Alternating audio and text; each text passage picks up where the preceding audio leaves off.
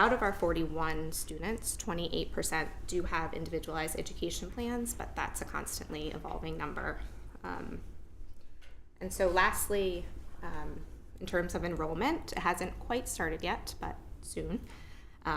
But each year I pulled together projections to give us at least a sense of what we might be looking at. And the projections are based on current enrollment street list, early intervention referrals, and information from our CFC coordinator, Deb Wood. And so at this time, the data shows that we have 44 Bernardston and Leiden residents, which is up 5 from last year. And we have 37 Northfield residents, which is also up 5 from last year, who are eligible for preschool. Of those numbers, we are predicting that 7 return to BES and 6 to NES, with 4 early intervention referrals. And the students that are returning will be a mix of part and full-time.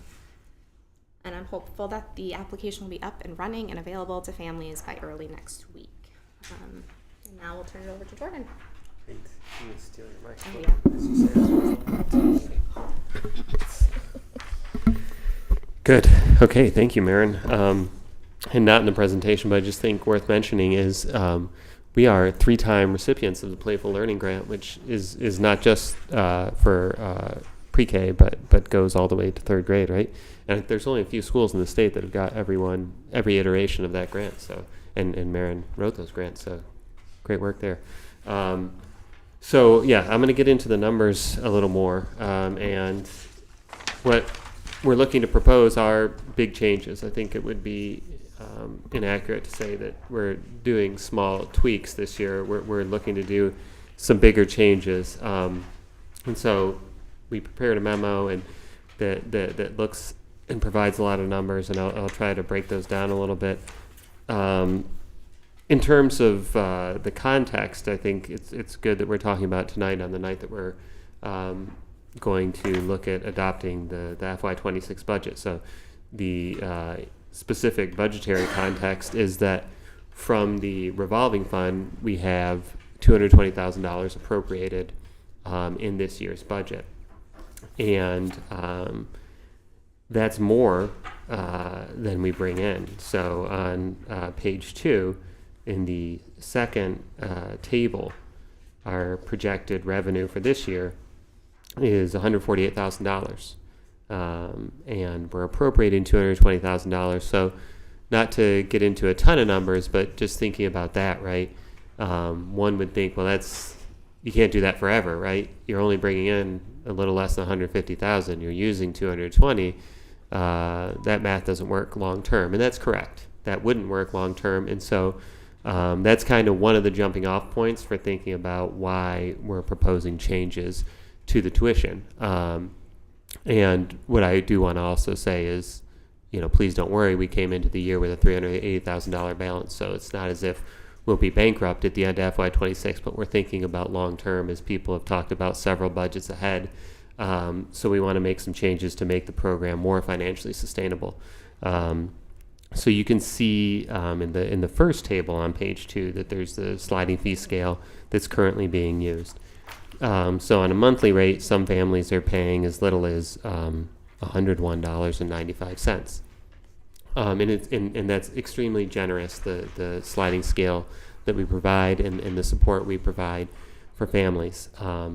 Very generous. I think anyone who's recently had a young one knows that in the open market, $101 is not the going rate for care for your person. And as Maren said, I mean, this is a program that you really can't just get, right? Usually, if you're not dealing with a certified teacher with 15 years or 20 years of experience, and then 2 additional adults with 15 students in the classroom, right? I mean, I remember right after the pandemic doing this, and it was like, we've got 21 kids, and I was like, how many teachers? And they're like, it's me. And I was like, what? Like, how? There's like 3, 4, and 5-year-olds in here. Wait, what if someone has to go to the bathroom? And it's like, I don't know. We'll figure it out. It's like, that isn't a plan. That sounds so. And again, these are certified, experienced teachers, and we have great support staff as well. So this is just this really wonderful deluxe program that we are providing generous discounts to families based on family income. But what you can see in the second table is that not only are we not keeping up, if we maintain this same system, we'll increasingly be essentially losing more money each year, right? Everybody's wages are going up, and the revenue isn't keeping pace. So this year we have a projected loss of $160,000, which might grow to as much as $178,000 next year, and that's not including administrative costs. And it's not a for-profit entity, but obviously the general fund picks up that difference, right? So it's not a loss in the sense of the business is going to go out of business, but what it is it means the general fund picks it up, which is a choice, right? Which means there might be other things we can't do, whether it be at the elementary schools or in the middle high school, right? It's a choice. What I'm thinking, especially in the long-term context of rapidly increasing costs, is, for example, with the health insurance that we talked about at the budget hearing, it might be time to start talking about, well, how can we change this picture so we can minimize the loss and potentially even significantly reduce it. And one way to do that would be going to what we've called a flat rate tuition structure with some tuition reductions for qualifying families. So just as it sounds, is families would be all paying what previously would be the top tier. So what that looks like is $7.73 an hour. This year, that top tier is $7.35.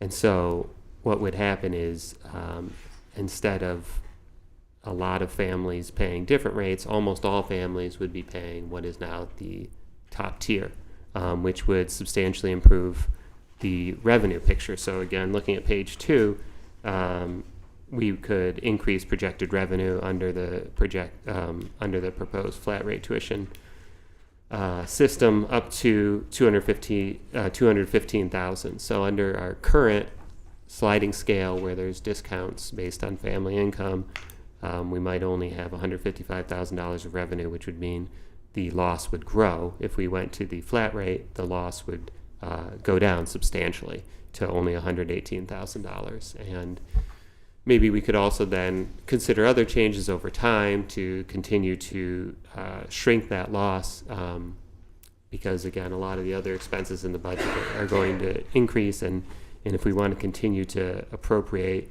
over $200,000 from early childhood, we need to start matching that revenue with what we're appropriating long term. So that is, the financial piece, and of course,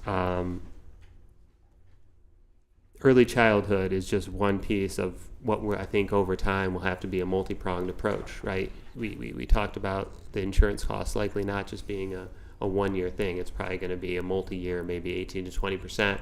And so this is just one thing we're thinking about deploying to try to avoid what could be bigger impacts to our program, the overall pre-K through 12 program. So this is one way that we might be able to avoid some bigger changes. And we would try to mitigate. This is a big change. Again, as I started, there's no two ways about it. It's a big change. And what we were thinking about is a 40% reduction in tuition for families who would qualify what is now Tier 1. And if there were not sufficient number, because currently in FY25 there are only 2 families who qualify for Tier 1. So if we didn't use up the money, because a 40% reduction in tuition is $3,000, so that would be a total of the 6 tuition reductions. So right now we have 2 families. If we only had 2 next year, well, there'd still be $12,000 in this pot of money. So we might be able to offer families that qualify, several more families that qualify in what is now Tier 2, a tuition reduction as well. So it may be the case that the majority of families in these 2 lower tiers would still receive tuition reductions for FY26. It would just be a smaller reduction in the tuition than they are currently receiving this year. And while obviously it never feels great to have to increase people's tuition. In the broader picture of the budget, I think it might be time to consider shrinking the loss that we have in the early childhood program, and moving, obviously it's not a profit and loss thing, but moving more towards shrinking that loss long term, so the general fund doesn't have to support quite as much of the program. So a lot of numbers, a lot of words. I think now is probably a good time, given the magnitude of the change, to see if anyone has any questions about the changes. Yep. Stephanie? From our communities, how many families are paying the Tier 4 presently, just percentage-wise? You are right there. Pardon me. 14. Okay. So like a third, it looks like a third of the students already enrolled in the program are already paying that upper tier. Yeah. Oh, there's smart. In terms of, I was wondering, thank you, it sounds like your program is really nice too. I've heard good things about it. I was wondering, are you able to accept childcare vouchers for your preschool program, or no? Not that I know of. There are some preschools, and I don't know if it's different because it's within the school, but there are some preschools that I know of in the area who market themselves as a preschool and accept childcare vouchers for folks who are lower income. So I'd like to explore. Oh, Microphone. sorry. Because we've had this extensive tier system, that's been our way to sort of meet those families. So I'd like to look into that. What I do know is that those wait lists for vouchers are extensive. And we, to my knowledge, from our CFC coordinator, I think we might have one family in our community that currently qualifies for that type of assistance. I was also wondering, in comparison to, and forgive me if they don't have the same structure, but the Academy of Early Learning, what is their top tier per hour? Do you know that? Is it comparable, or are we less than? Would this be less than what they're offering? Let me pull it up just a minute. So right now, it is $645 for the Monday through Friday program, and they are looking to increase for FY26.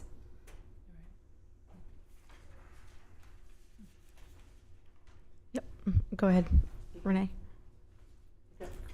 Tag, you're it. Renee, go ahead. Yeah, so I was just curious, the current wait list, do you have a current wait list on the program? And do you anticipate being able to fill the slots with town residents that can pay this amount? I do anticipate. It's sort of a moving target year to year, as I'm sure you know. I think, and maybe Jordan can speak to this too, but with the tiered system, we've gotten into the weeds of family financial pieces that don't necessarily disclose everything. So my feeling is that, yes, we will be able to fill the spots. And just on the flip side of that, I would just want to, again, where you stand on this issue is where you sit, and I sit in a kindergarten classroom, so I totally feel the impact of my colleagues doing their important work and sending kids to me in a diverse way. So who we would be excluding would be of concern. Potential, like it would be sad to not sad, it's the bad word. It would be unfortunate for a district with such important goals of being diverse to be limiting themselves. It would be my concern. Stephen? Thank you. Yes, I share that concern. Thank you for a really helpful presentation, and thank you for allowing our children to have the benefit of your care and teaching, and so many others. I have a couple clarifying questions, if it's okay. One is, if you could, I apologize for not knowing this, but what is the nature of a revolving account? Yeah, so it's just the accounts that actually take in money, and then you can spend money from them. So it's like a revolving door. Money's coming in and going out. So there's an actual revenue component to it.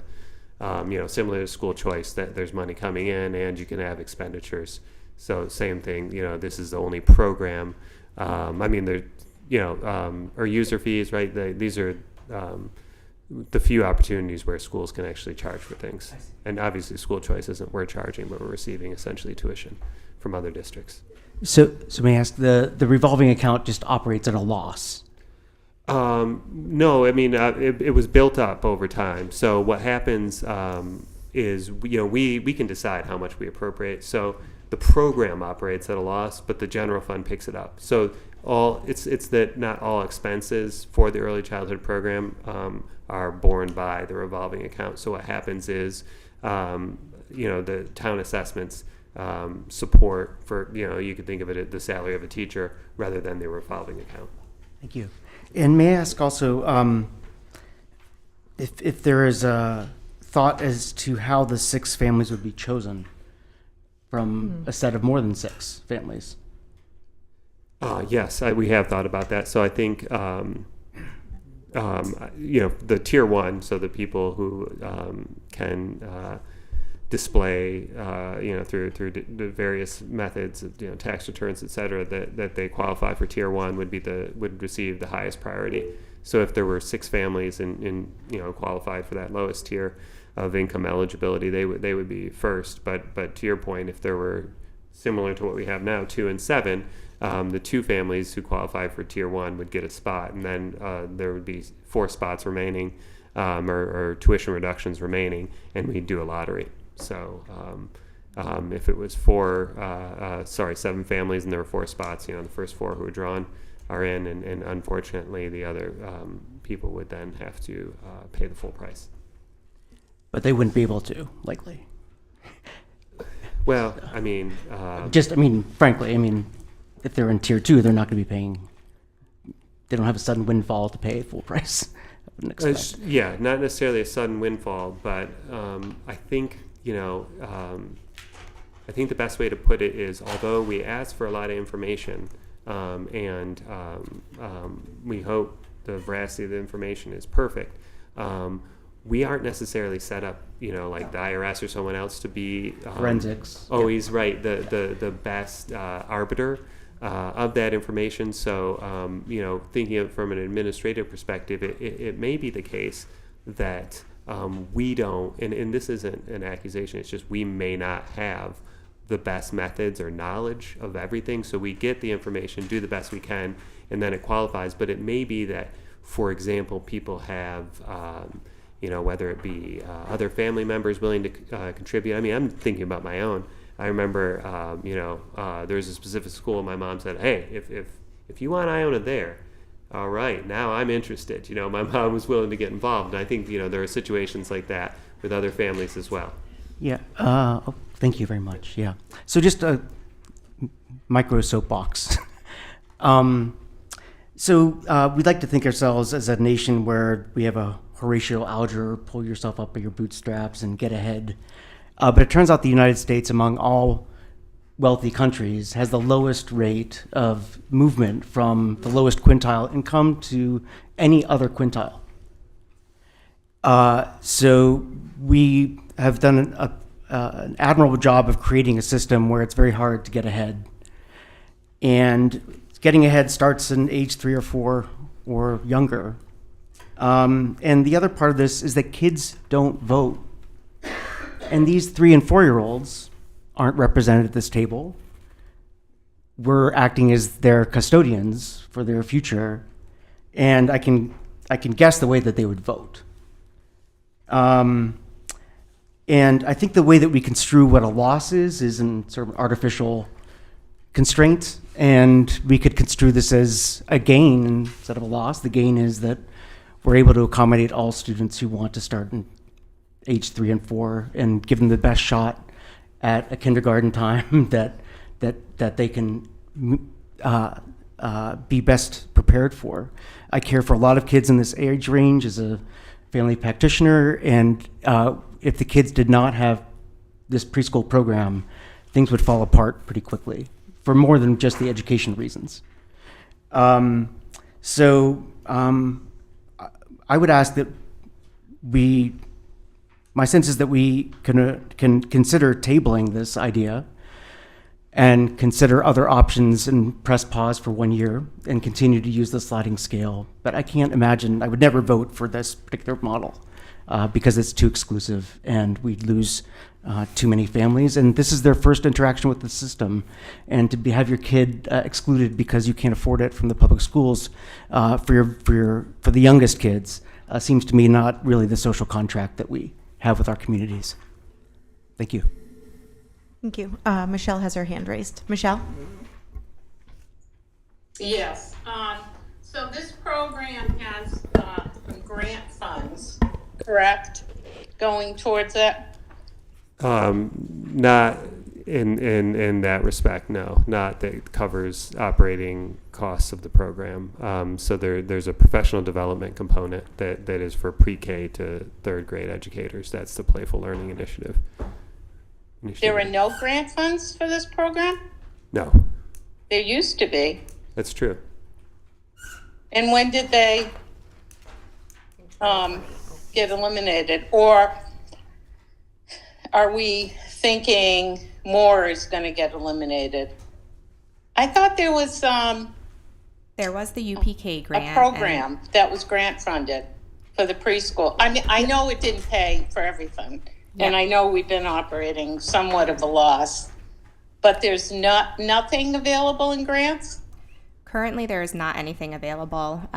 It did go away in either 2020 or 2021. We had the UPK grant and the 247.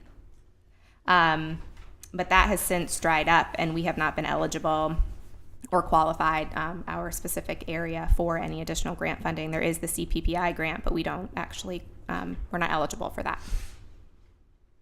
And can you tell me why we're not eligible?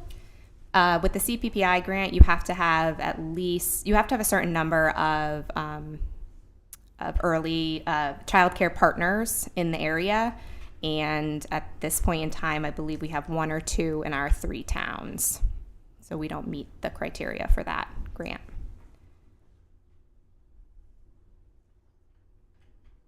Okay, I would like more information on why we don't meet the criteria. I don't want to take up the whole meeting here, but I'd just like some more answers, I guess, is what I'm saying.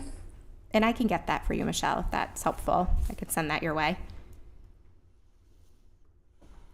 Did you hear her response, Michelle? No, I'm sorry, I didn't. That's okay. She said, Marin said that she can get that information and send it your way. Okay, thank you. I just have one more thing Stephanie? to say. One second, Melissa. Stephanie had her hand raised. Oh, I'm so sorry. It's okay. Are these changes incorporated into the current budget that we're looking at today to vote on? No. So we're fine for FY26. Right. This wouldn't impact FY26. What it would do is ensure that future budgets could sustainably continue to appropriate a similar amount of money, because obviously if you can't continue to appropriate money from the revolving fund, more needs to be picked up from the general fund, which then leads to potentially not as it's just fewer choices.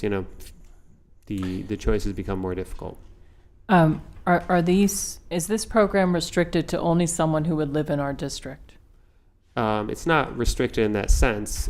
We could offer spots to people, but up until this point, we have had enough interest within our residents to fill all the spots. So currently there are no non-residents, and when non-residents attend, they pay full tuition, has been the historical perspective.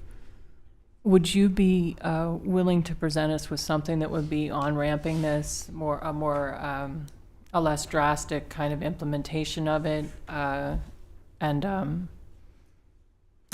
understand completely that you're exploring all other options for funding it, and I think it's very valuable, and you made a very good point. You're seeing the rewards that we have in kindergarten from the children going in early and getting used to the school experience and instruction.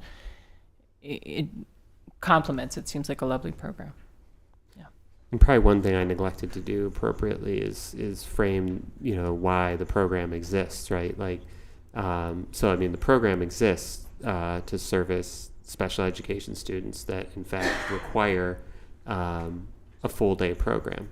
And then what you do thereafter is up to the district. So this is kind of this discussion, right? You could offer it completely for free. That would cost a lot. You could do the sliding scale, you could do flat rate, like we're proposing. But ultimately, the students who don't require a full day program,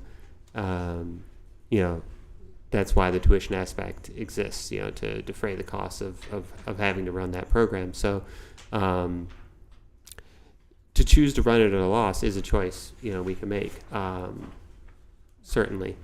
It just eventually creates other choices. And what sometimes happens is you have one pre-K classroom, because with the incidence of full-day IEPs, it may not be the case that long-term what will happen is we'll serve as many students. So we may actually just, a similar financial, actually a better financial, from a purely numbers perspective, is a single classroom that serves all your students who have the IEP. What I was hoping with proposing this is that we could continue to enroll the maximum number of students in our district who are 3 and 4 years old. Sure. And when someone has an IEP and they come into the preschool program, is there any type of additional funding that we receive, having been designated needing some extra help, or, is there anything that we have the opportunity to take advantage of? That's the tuition. So that's really Right. how the program's Okay. set up I is, understand. yes, you have to offer the program. However, you can charge families who don't need the program, so you can start to defray the cost. And Marin's point about grants, we're kind of in that tricky spot where we're a middle income district, so we're not going to qualify for tons of state subsidies. And I know where they have rolled out the program, in other places, a lot of middle income districts, if it's not a requirement to have a program, don't, because Right. it costs a lot, and they're happy to let private daycare providers provide the service because of the fact that you get in these tricky situations where you're running it. It's essentially losing you money. So it's just different choices, right? The choice to run at a loss is a choice we can make. It just leads to other choices, right? Whether it be extracurriculars, whether it be the number of pre-K classrooms. And I know even some districts, and I'm not in any way making a recommendation, I'm just saying the difficult choices districts face. That's why some districts do half-day kindergarten, right? You can service all the students who need kindergarten with one classroom. And I'm in no way advocating for that. I'm just saying that this age group, particularly because of the laws surrounding it, right, not requiring full day, people make different choices for financial reasons. And obviously that's unfortunate. It would be great to be able to provide free education from the age of 2. It's just unfortunate that we're not funded in such a way that that's very feasible at the moment. Well, thank you for raising this early, if you will, looking ahead and trying to find, solutions for it. Melissa and then Renee. Yep. I'll be quick. It looks like even with the proposed changes, there's still going to be a loss of like 118,000. And so I think it would be interesting to table it, and maybe have more discussions and figure out, because we want to invest. Investing in early childhood education has, tons of return on investment in the long term, right, for our community. But maybe we can assist with more creative ways or additional grant funding ideas or something, because realistically, the hourly rate that you propose is still reasonable compared to childcare. I remember I paid like $1,200 a month or more in childcare for one child. And also it would be great if we didn't have to do that. So I think it just needs more discussion. Yeah, right. I mean, that's a great point. What we're looking to do is offer our tier 4 realistically is what would be referred to on the open market as a highly subsidized program, right? Because it's being subsidized by the district. So the $750 a month would be a very affordable program for the average parent. And so that's the question, is the degree of subsidy, I think, that is financially feasible. What I would say with waiting is this isn't actually that early, to be frank. This is about as long as we can wait. Because, the alternative, again, when we're talking about the magnitude of this change, it's at the very least a position. So it's just the next budget, a different position won't exist. I'm just being frank, like it's not changes around the edge, because this is one of the very few tuition things we have, so. One second, Stephen. So we have Renee, Michelle, and then you. Okay. Yeah, I'll be quick too. I just, again, because I will offer a historic perspective. And we were actually the first in the state in our district to collaborate with Head Start and have a better start. That went by the wayside when Head Start fell out of favor with federal funding and whatnot, but doesn't mean that we can't look for other collaborators, and this is the first I'm hearing of it. Like, I always am aware that preschool has run in a deficit and always have fully supported its running anyway. But I'm happy to be a resource or get on a subcommittee or do whatever is necessary to forward this important work. And yeah, maybe something else is in the wings that can't happen. But again, I sit in a kindergarten who sees the benefit daily of this programming and feel like I'm a part of a community that embraces this work wholeheartedly, and has had a history of pride in it. Again, back to Better Start. And to your point of, could you have vouchers? I've also worked in systems that have figured out how to get the other side of all the tiers. Like, nobody's paying the backside of the subsidy, but there are ways to get that money if you meet the certain criteria. Now, that might cost more. It might mean more staff or more hours of staff.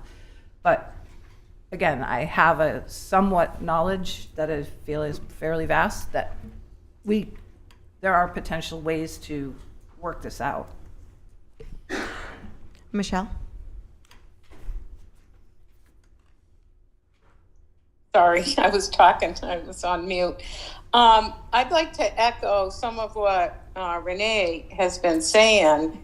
And can't we look at some alternatives?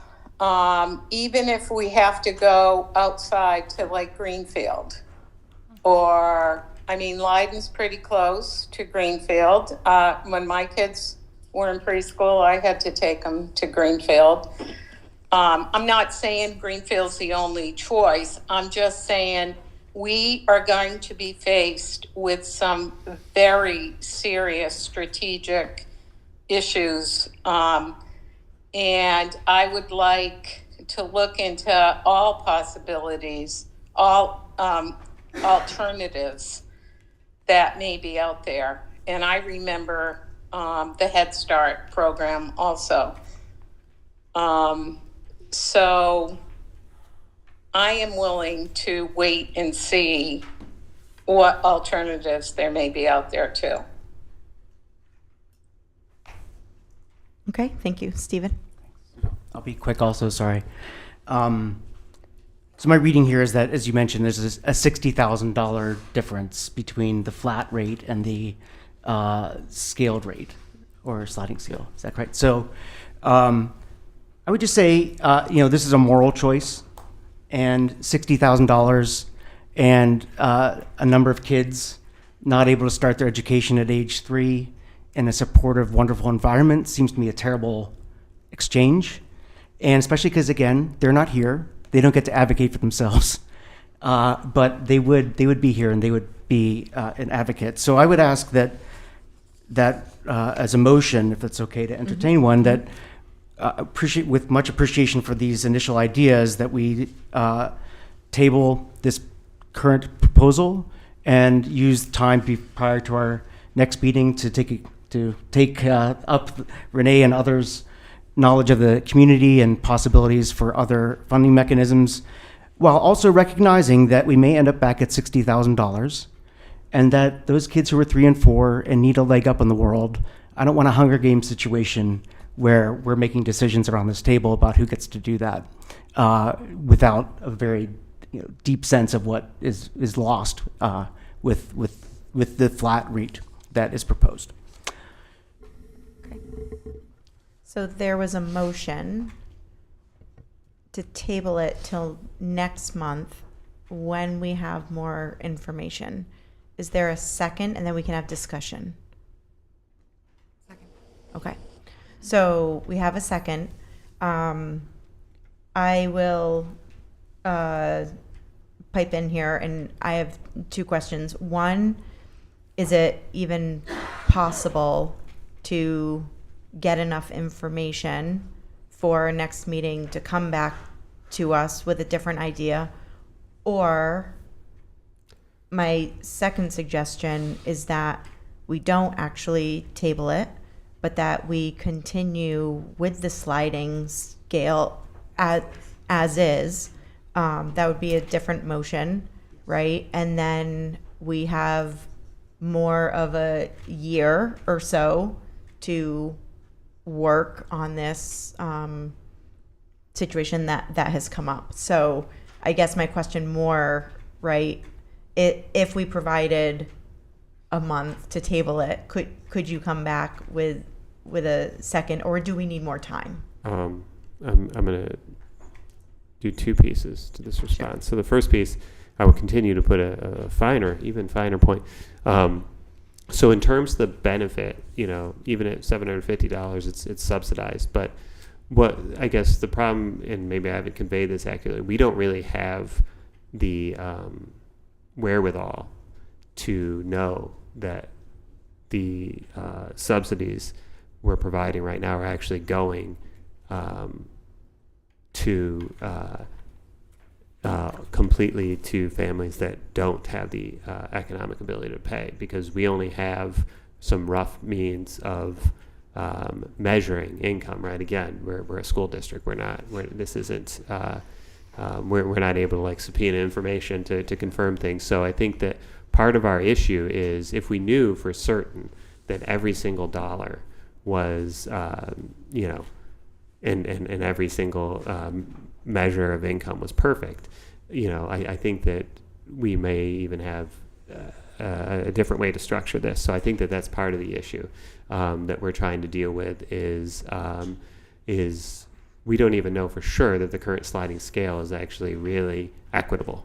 It may not be doing a perfect job of that, or could be creating a different type of inequity. So that's part of the issue, and it's hard to talk around these issues too much, but I just wanted to give a picture for that. I get it. If it was like a perfect measurement, we knew for perfectly how to measure need, and I know people with applying to colleges know this type of stuff, right? It's not perfect, and so that's the other thing we're grappling with. Where we're appropriating, if it was just simply we knew these were the neediest families, $60,000 to that, but there's likely significant amounts of that 60,000. I'm just using the figure that we've been talking about recently that aren't actually going to enhance equity. So there's we can certainly, it's look at other things, but and then to Melissa's actual question. I think you're right. We just do the sliding scale. I don't think that in a few weeks we would develop a new model or a new certification or get a grant. I think that we do the sliding scale. Yeah. Okay. Yep. In that event, I'd like to withdraw my motion, as carefully conceived as it was many minutes ago. But just to mention that we know demographically, for the past decade or more, over half the children born in the Commonwealth are born with mass health. So poverty is around. It's not whether we can measure it perfectly or not. It's not subtle or not prevalent. So thanks. Mm-hmm.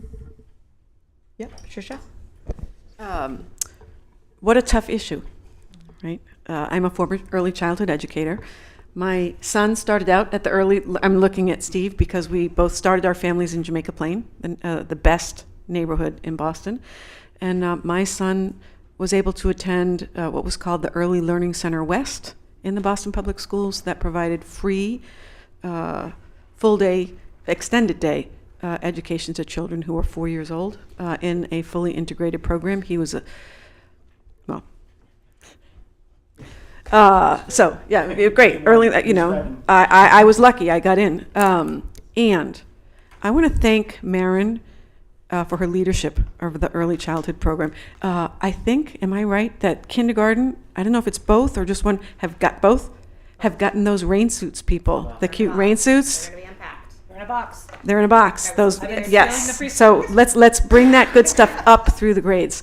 Marin, thank you for your leadership. And nice job on the presentation. Thank you. Jordan and Marin, they're saying something really hard to us. And you're hearing it. I see the school committee grappling with it. I appreciate, Jordan, that you've framed it towards the end that the top tier price is actually heavily subsidized by the district. And perhaps we need to do a better job of making our community aware of that. The top tier price doesn't come close to covering the cost. That's not a moral judgment. That's just it's a fact. And you're also saying something delicately that is very hard to say, which is we are not certain that the tuition we charge to all families is actually the way we should be charging tuition to all the families. That's very hard to say out loud, and you did. I appreciate the respect with which you said that, and I want the school committee to hear what it means. Mm-hmm. Mm-hmm. Right? We don't know how to figure that out, and this was a strong attempt to figure it out. To say if we have a flat rate, then it's the same, and it is a moral question, right? 3 and 4 year olds, and the state ain't helping us, nor is the federal government. We're a teeny little district trying to provide the very best, and you all know how good these programs are, and we can't do it alone. I am confident in Marin and Jordan's surveillance of grant opportunities as they come forward. We're not missing opportunities for federal or state funding that are, Brian, I know you all have just started your. We started ours, and ours is significantly higher than yours. How much is yours? Ours is, so I just checked the website, it's $9.20 a month. Warwick is charging $9.20 a month. I checked. Mm-hmm. Is there a subsidy? There are some adjustments made for a few students. For a few students, $9.20. We're not subsidizing, so overall, we're not. That's a realistic cost, I think. Okay. I can't get into. That's fine. That's you know fine. what I mean? No, I appreciate But hearing there are that. situations that are unique, and they're benefiting the long-term education of the children who will be in the district. But we are open to outsiders too. But it is significant. So what I'm hearing from the school committee is that we swung, and we didn't quite connect. Well, it's okay. It's okay, right? But we're trying to figure a lot of things out at the same time, which is the financial picture around us is changing. The district's financial picture is changing. We need to scrutinize everything. I'm proud of us for doing that. Nobody wants to charge the parents of 3 and 4 year old kids a ton of money. Who wants to do that? But you have asked us to be really careful with our budget. This is one of the ways we're doing it. So thank you. Y'all make your decision, but I just want to thank you for saying some really hard things that we all needed to hear. Thank you very much for listening. Thank you. Don't go anywhere because they haven't finished. They got to make some decisions. So then I think what we need to do, right, is we need to decide whether we are going to continue with the sliding scale for this year, or whether we are going to go with the flat rate. So what I'm hearing is that the sliding scale may be feeling more comfortable with the information that we have. So whichever way, but there does need to be a motion on the table. This is just a question for me to understand for taking notes. If you continue with the sliding scale, would you then be asking for a separate set of numbers with a rate increase? Do you know what I'm saying? Versus what's Right. proposed is one single flat fee, but if you continue with the tiered, do you want to make it like whatever it is, a 5.81% increase or whatever it is listed here? Do you know what I'm saying? But I don't know if they're ready to. That's what I'm saying. That, Right. Trying to Right. clarify. Yeah, I think if we did the sliding scale, we'd be asking for the 5.17% tuition increase, and then we'd have to make the tiers. Because I just don't think there's time to wait to the next school committee. Only, not to create false pressure, but it's just, Marin has to start recruiting and sending out people information, and it would end up being, I think, administratively really hard to pull off, and so I think if we're going to do the sliding scale, we would just do, $773 would be the top hourly tier, and we would create tiers as we've done in the past. Based on the 5.17 tuition increase. So there could be a motion that would include, if we wanted to increase, a tuition increase, if we wanted to increase the tuition by 5.17% on the tiers, Yep. right? We don't have those numbers, but that can be that easily would work. calculated. That's what we did last year. We just voted on a 5.17%. I mean, whatever percent it was, like 4% last year. Minds as we did this exploration.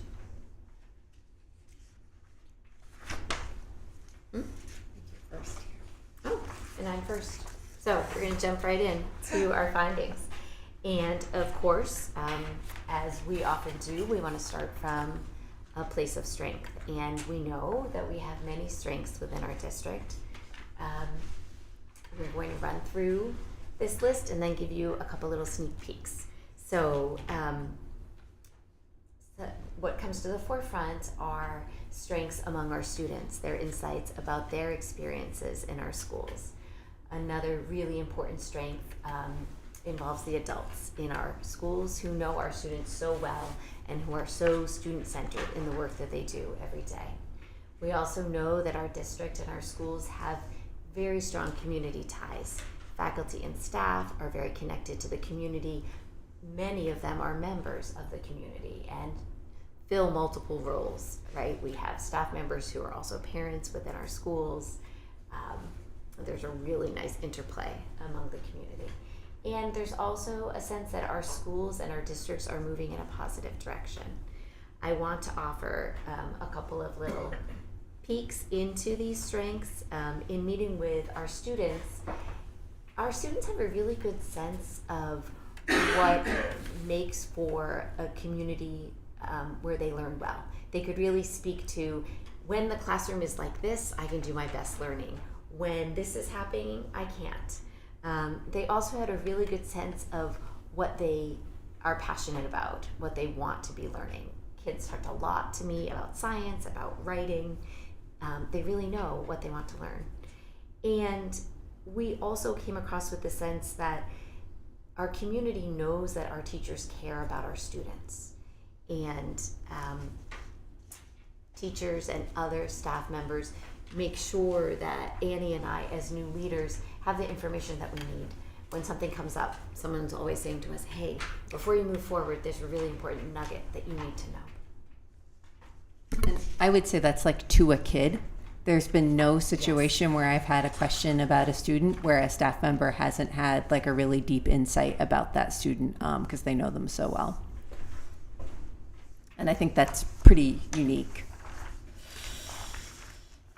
So some other strengths, we have a strong commitment to the arts, strong community support for our schools, the development of the environmental pathways at the high school, and I'll talk a little bit more about that later, the implementation of the peer leadership program and restorative practices here at the high school, I think has been it's been a wonderful addition to the school. And then our athletics program, both at the secondary athletics program and the recreation department. I think this really comes together at the basketball games where you can see the the students who are participating in the school department athletics program being cheered on by the cheerleaders who are participating in the recreation department's athletic program. So there's a really nice intersection there. Just one other little anecdote with the arts program. So when I was applying for the position, one of the things that students said to me was that they really appreciated the arts program here. And I have really appreciated the arts program here. We have a wonderful new music teacher, and one of the benefits of him being here is that the instrumental music teacher at the elementary schools, Lynette Sedeker, has really reached out to Mr. Rockwood and helped him to form a connection with the district, and also to kind of bridge the gap between the elementary and middle high school programs.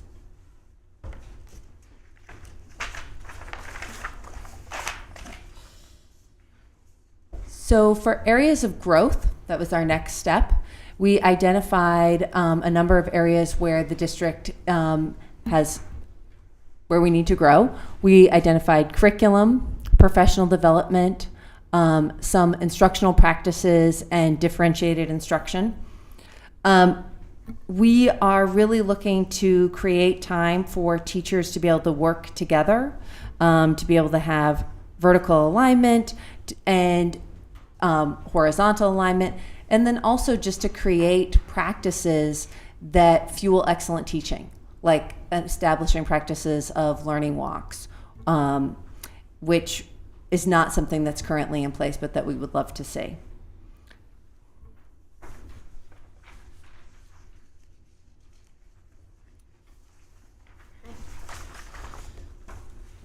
Other areas where we'd really like to focus our efforts and support growth are continuing to develop our tiered systems of support, both in academics and social emotional learning. Is that okay? Yeah. We also want to create an even stronger sense of belonging and cohesion among our 3 district schools. The idea that as soon as you enter preschool or kindergarten, you know you're a Panther. I have a friend whose granddaughter just began kindergarten in a little tiny town in Connecticut, and she got off the bus after the first day of school, and she said to her grown-ups at home, "Did you know I'm a Husky?" First thing that she said after her first day of kindergarten. I hope that we can create that for our preschool and kindergarten students and anyone who's new to our community, that within their first couple days or weeks they have a sense of, I'm part of this, I'm a Panther. So that's something that we want to work on. We also want to continue to build our enrichment opportunities in terms of advanced coursework, internships, field trips. We know there is a need and a demand for before and after school experiences, and also a greater participation in our community cultural resources. We've had a lot of growth in terms of school-home communication, but we want to continue to develop that so that it's a two-way form of communication.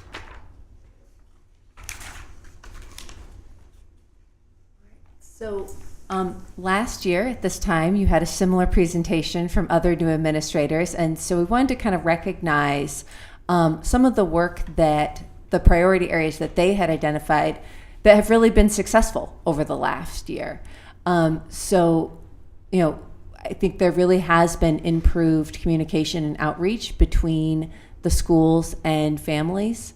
And Sarah, I'll talk about the last one. You want me to talk about partnerships? Yeah. Yeah, okay. So we also want to recognize that a priority area for those who came before us was partnering with all stakeholders on the creation of the cell phone policy. And we know that a lot of work went into that last year, and that was established this year, and we're all seeing the benefits of that in both of our schools. And then the introduction of the innovation pathways, which we will have our first cohort of seniors graduating this year who will have that designation. So that is up and running. Now we're going to dig a little more deeply to share with you what we have identified as our priority implications. And we're going to begin here. So one of the things that has become really clear over the last year is the need for a better schedule at Pioneer. And so we've been working hard on developing a new master schedule and a new program of studies that is to be more information on that coming shortly, but we've made a lot of good work on it, and it's an area that needed attention. We know at PVRS that we need to retain more students, especially in that transition between 8th and 9th grade. And so really looking at how do we create programs and create experiences that make kids really want to stay at Pioneer. Like Sarah said, like I'm a Panther, like they're here for the whole experience.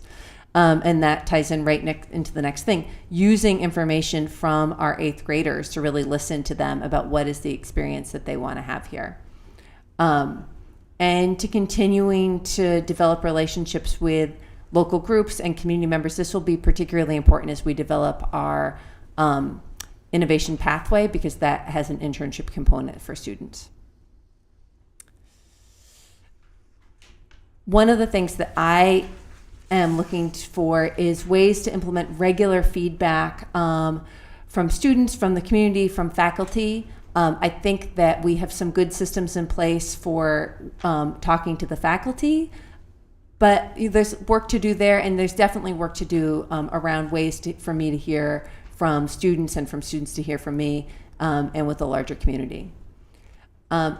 Supporting a culture of rigor at PVRS, where students have frustration tolerance and where teachers feel comfortable asking students to do hard things on a regular basis, that we know that failure is normal and necessary to the learning process and not something that we are afraid of, but something that we really embrace as we kind of seek to get better. Continuing to expand opportunities for student leadership. We've done a lot with our peer leadership program this year, and we need to keep doing more. And then going back to the schedule, working with our stakeholders to develop a Bell schedule that supports access to dual enrollment and internships. So right now it's very hard for students to leave in the afternoon because we have a rotating schedule. And so looking at creating a schedule that allows students who want to participate in dual enrollment on campus, so they have that in-person learning opportunity, or who want to do an internship can do that.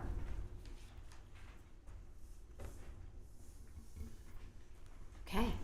You're going to be hearing a lot about schedules tonight. And that's really important, because we know if we can create schedules that feel logical and have fewer interruptions for instruction, we know that that's a better teaching and learning experience for teachers and students. So at BES, we also want to look more closely at our master schedule and really prioritize instruction and opportunities for educators to collaborate with one another. We want to keep building our strong system of tiered intervention.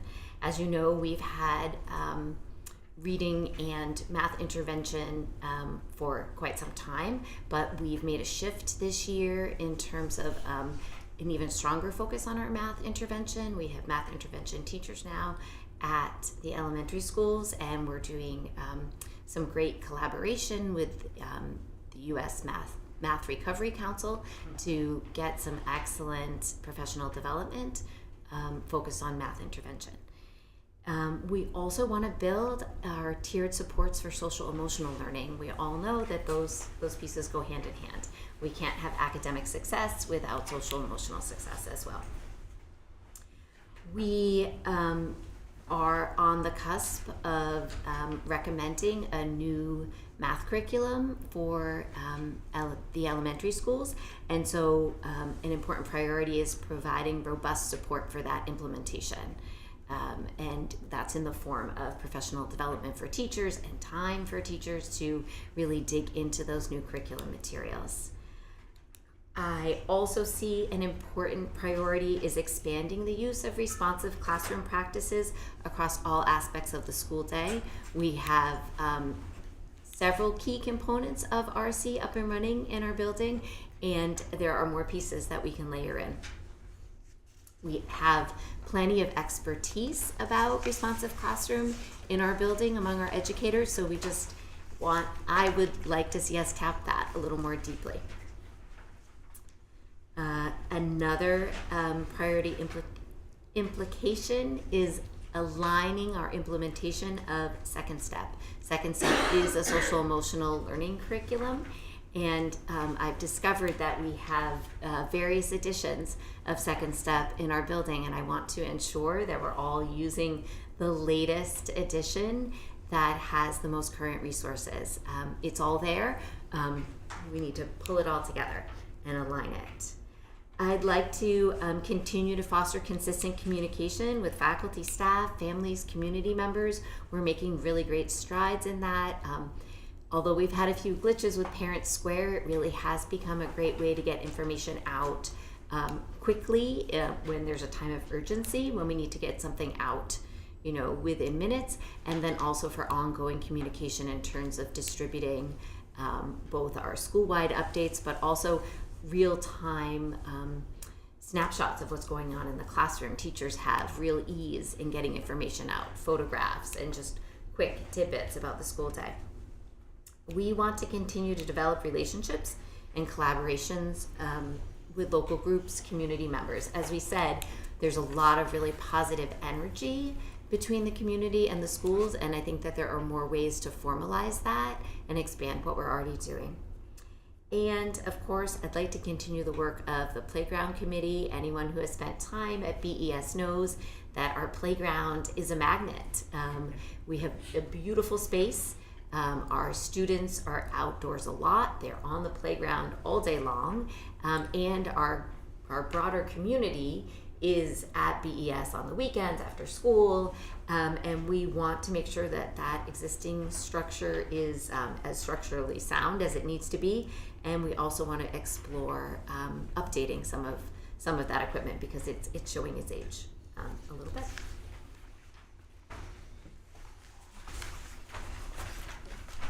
Okay, We will now take questions. questions. Yeah, now we're ready for your questions. Wow, thank you. That was a lot of work and information and time. That was great to hear the progress. I appreciated that you built on from last year's administrators and kind of continued that. I see a lot of work and new schedules happening, which seems to be exciting.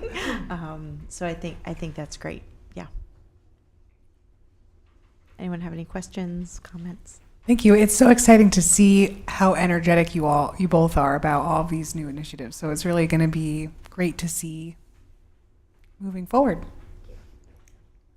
I think that we should really recognize Patricia for giving us this opportunity, for really understanding the value of the entry plan process and making sure that we had the time and also the framework to do this exploration. Because whenever you come into a new school community, you want to do this work, and yet the day-to-day work of being a school administrator is so busy that without this kind of structure and without the leadership of a superintendent who is checking in with you and helps you to establish a timeline, this wouldn't happen. There's so much to do in a day. Yeah.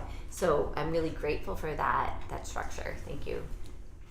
I think it's also one of the perhaps unintended, or I don't know if it was intended, benefits is it has allowed Sarah and I to build a relationship with each other, which is nice for us, but also is good for the schools because our students we're in a shared community, and we need to have frequent and meaningful conversations between building leaders about what our kids need. Yeah. Great. Yeah. I just wanted to thank you both, and also Superintendent, for your forward-looking kind of plans, and also that a lot of these things are something I can see every day. My daughter goes to BES, and I receive the Parent Square notifications and things, and it really does create a sense of I'm not going to miss something. I have my own schedule. I have her schedule, and you feel very connected. You can reach out to the teacher right away while they're in class if you forgot their snow boots, these things, and that really does matter. And I think I can speak for all of us that we very much appreciate your efforts. And thank you. Oh, I feel like a proud mama bear. I'm going to say thank you. You did great. That was a lot of work. Thank you. Thank you all. Thank you. Thank you. Do I just stay here? You stay there. Yeah, you can stay here. Sarah, thank you. Sarah, go home. All right. Annie, do you want me to do the competency determination? Do you want to do it? Yeah, that'd be great. Okay. All right, you ready?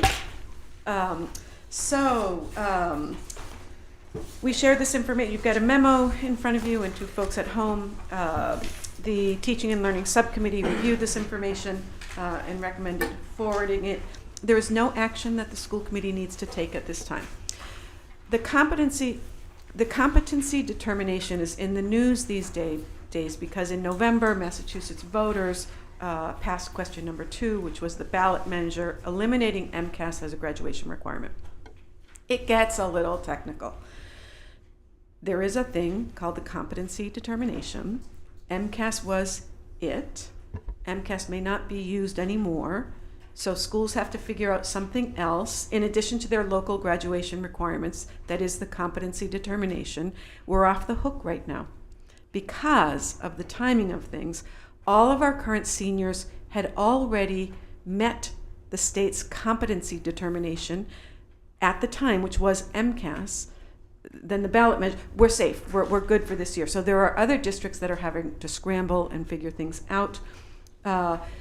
In the coming year, however, there is much conversation that needs to be had, not only about what will the official competency determination of this district be, but much more interestingly, what is our vision of a high school graduate?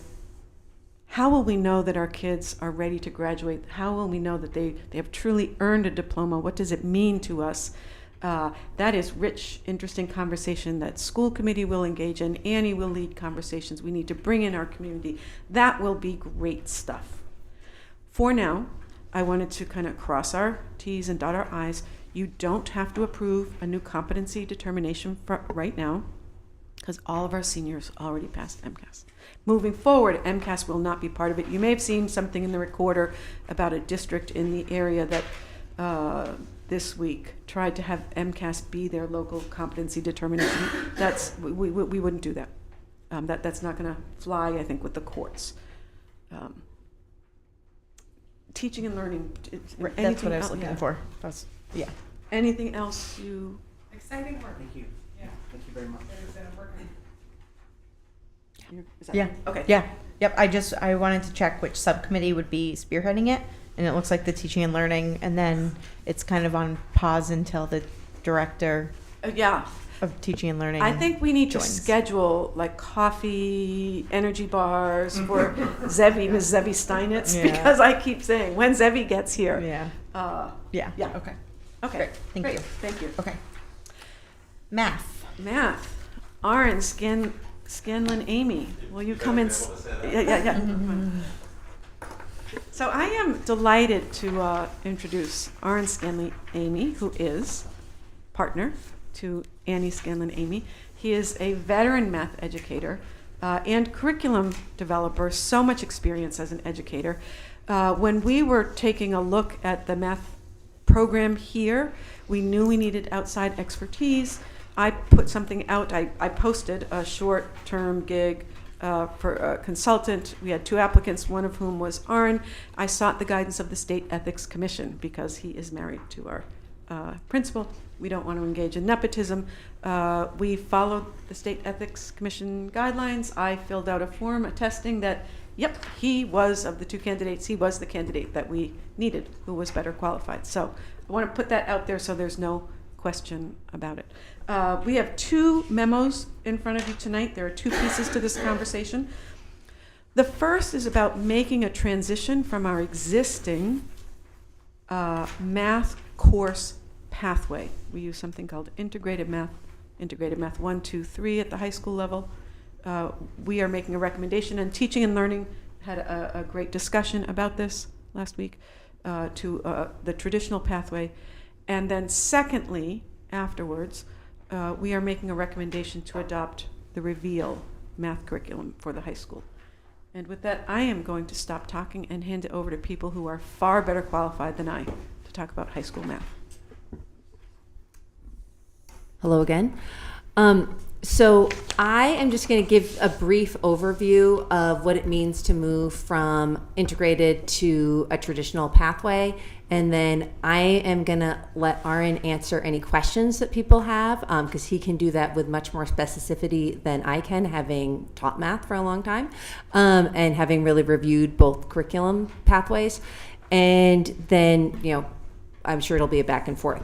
So currently we have a pathway where students take integrated 1, 2, and 3. Integrated 1, 2, and 3 takes the math standards and layers them. So rather than students taking like a strict year of Algebra 1 and then a strict year of geometry, as the topics come up, as they're related, they are layered into one course. Massachusetts allows for 2 possible pathways, the integrated pathway or traditional pathway. We feel that our students are best served by moving to a traditional pathway where students would take Algebra 1, Geometry, and then Algebra 2. This is a pretty straightforward, tried and true approach to teaching math. And I think that's what our kids need right now. It also allows for some technical changes that I think benefit specific students. Specifically, it allows for students who wish to accelerate their math study to double up on geometry and Algebra 2. They can take those classes simultaneously. They do not depend on each other content-wise. And so students who would like to take math faster and have the opportunity to take more advanced math classes their senior year can do that with a traditional pathway. You can't double up on integrated 2 and 3 because those courses, 3 really requires that you have taken 2. And if I can interrupt on that count, I think it's important to note that traditionally you would take Algebra 1 in 9th grade, then Geometry in 10th grade, then Algebra 2 in 11th grade, and then something else in 12th grade. That wouldn't allow you to take calculus in high school, which for students who are going into science, engineering, math fields is a definite disadvantage. So this summer, Aaron did a lot of work around looking at our math data, looking at where students excelled on MCAS, looking at where they struggled, and seeing what do we need to bolster, and then ultimately use that data to make the recommendation. So I don't have a lot more to report. Aaron, do you want to add anything, or just want people to ask questions? Yeah, I think it's worth noting the big picture here. You and Sarah were talking about instruction and about rigor and the importance of students being able to confront frustration and not just have it be easy. Now, I'm going to talk about making things easy on students and teachers. It's going to sound a little contradictory, but the goal here is to make it sufficiently easy for students to learn and easier for teachers to learn to teach better, which of course goes back to students learning better. Excuse me. So that's going to relate to both the traditional, the recommendation for traditional curriculum, and also the recommendation for the specific curriculum that we'll talk about in the next agenda item. But essentially, the traditional pathway of Algebra 1, Geometry, Algebra 2, which probably most of us at home did, allows you to focus on just algebra for a year. And it's hard enough as a 9th grader to deal with all these equations without mixing in connections to geometry. It's not that that's not a good thing to do and to stretch kids' ability to see those connections, but I think there's definitely a tendency in education to say, kids need to do discovery learning, figure out why things work the way they do, and see those connections. And that's not wrong, but it's too much of a leap, in my opinion, to ask students to do, and far better for them to do Algebra 1, Geometry, Algebra 2, for most students. And the students who are able to do both can double up if that's a good path for them. So that's really the main reason why I'm recommending traditional for a student point of view. And then from a teacher point of view, teachers have to put together all of those connections, and we'll get into the specific curriculums, but it is difficult to do that. And in my own teaching, I've found that I can deliver the icing on the cake connections through a gradual layering of extra little things that I do in the classroom for this lesson or that lesson, which I build up over the years. But if you have a teaching staff who doesn't have years and years and years of experience, they need that time to build up that library of extras. I think we're both happy to answer questions. And Stephanie, yeah, go ahead. Have you found that your teachers reflect your view as well, that they would prefer to do it that way? yes, the teacher feedback was strongly that they would prefer to move to what's referred to as AGA, algebra, geometry, algebra. It's interesting in talking to the teachers who are teaching math, what they're finding as well is that a lot of the higher order thinking that I think is perhaps the goal of the integrated curriculum is that students do not have the necessary math background to make those connections. So a math teacher might look at these different curriculums and be like, oh, isn't this a great connection between Algebra 1 and geometry? But a student who hasn't really learned Algebra 1 or geometry is not yet in a position to make those connections. So we need to give them a foundation before we're asking them to make these higher order connections. And we want that foundation to be as solid as possible. I even came prepared with sports analogies. So if you're thinking about track, kids are going to learn to run a 200-meter dash before they're going to think about doing a 4x2 relay race where they've got to hand off the baton and so on, work with other people. Well, I think you make a good point that most of us probably here were educated that way. But also, if they choose to go on into higher education, that's how they'll experience different subjects, in concise, classes. So that's a good point. Thank you. And one point that's kind of bleeds over into the selection of a specific curriculum, which is our next agenda item, is that the curricula that are available for integrated math, in my opinion, are not complete. Teachers have to do too much supplementing, and that's not something you want a teacher to have to do. You want them focused on learning how to teach better, and you want them focused on actually thinking about, okay, what does this test mean about Johnny? What does this test mean about Maria? And thinking about the students in front of them rather than, oh, there's not enough homework on this topic. I've got to go and find some and spend my time on that. Thank you. Michelle? Hi, Erin. I appreciate the research your knowledge on this curriculum.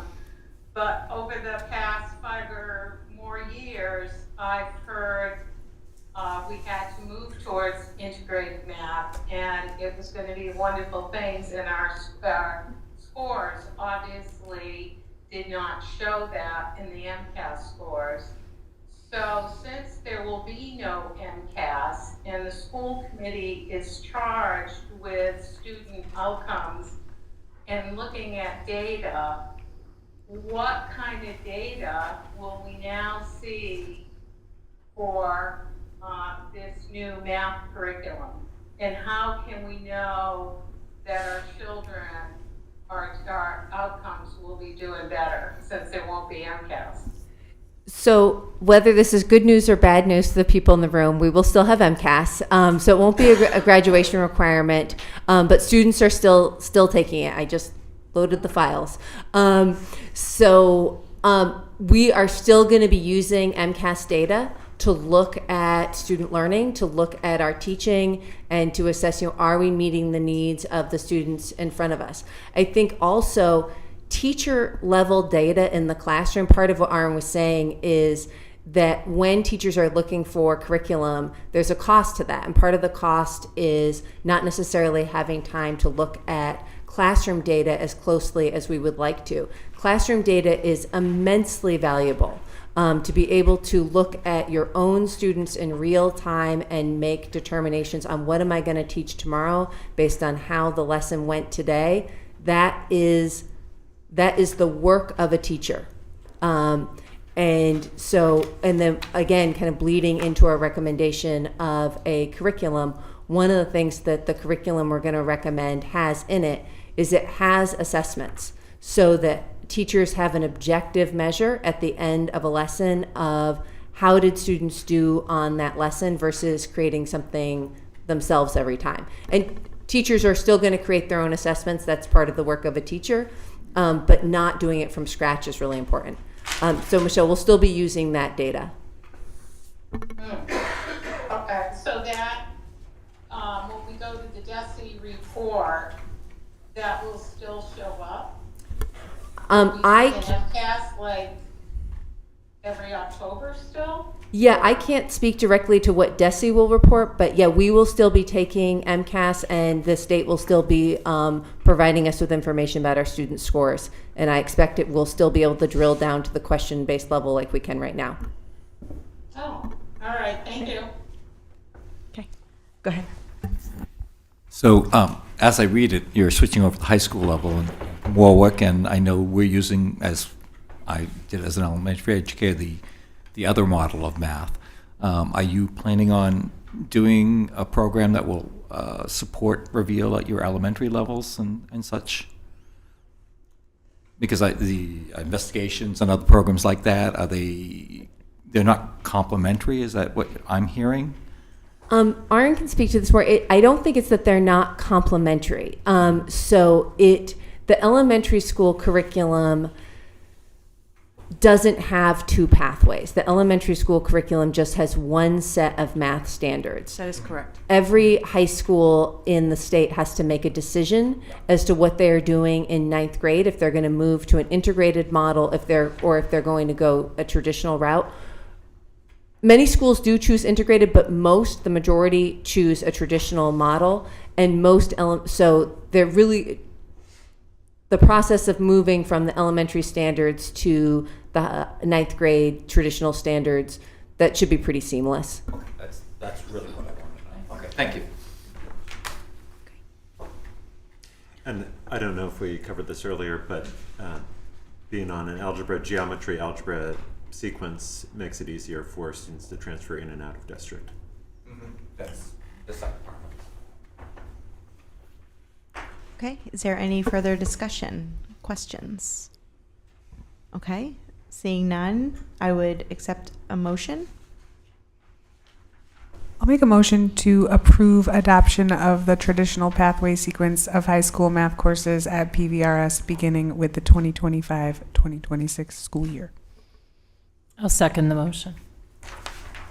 Okay. Melissa? Yes. Stephanie? Yes. Stephen? Yes. Michelle? Yes.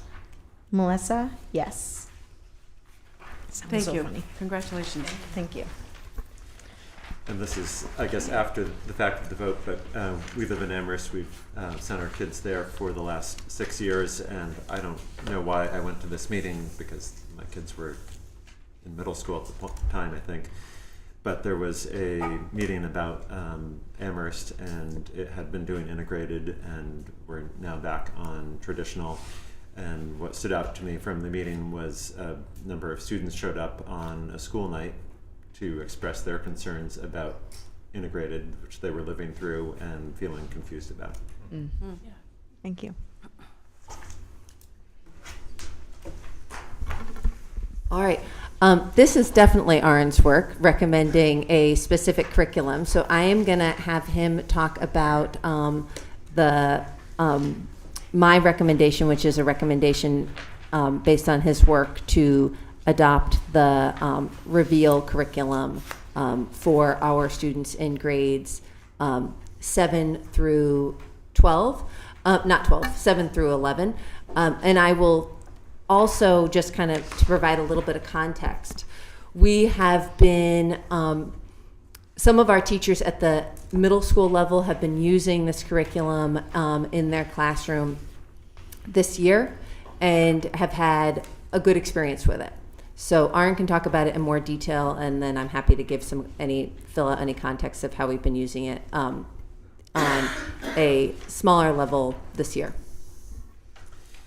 So we looked at a number of curriculums, starting with state recommended curriculums, and you'll see in your memo, for those at home, the state maintains a Curate website, which roughly stands for curriculum ratings by teachers, and they took the curriculums that are on the market and put them under the microscope. And so what you're getting is not just my recommendation, but a recommendation that started with the curriculums that were highly rated and went through a process of teachers looking at them. So the DESE committee included teachers who were vetting these curriculums. So again, we come back to making things easier on students for learning and teachers for teaching.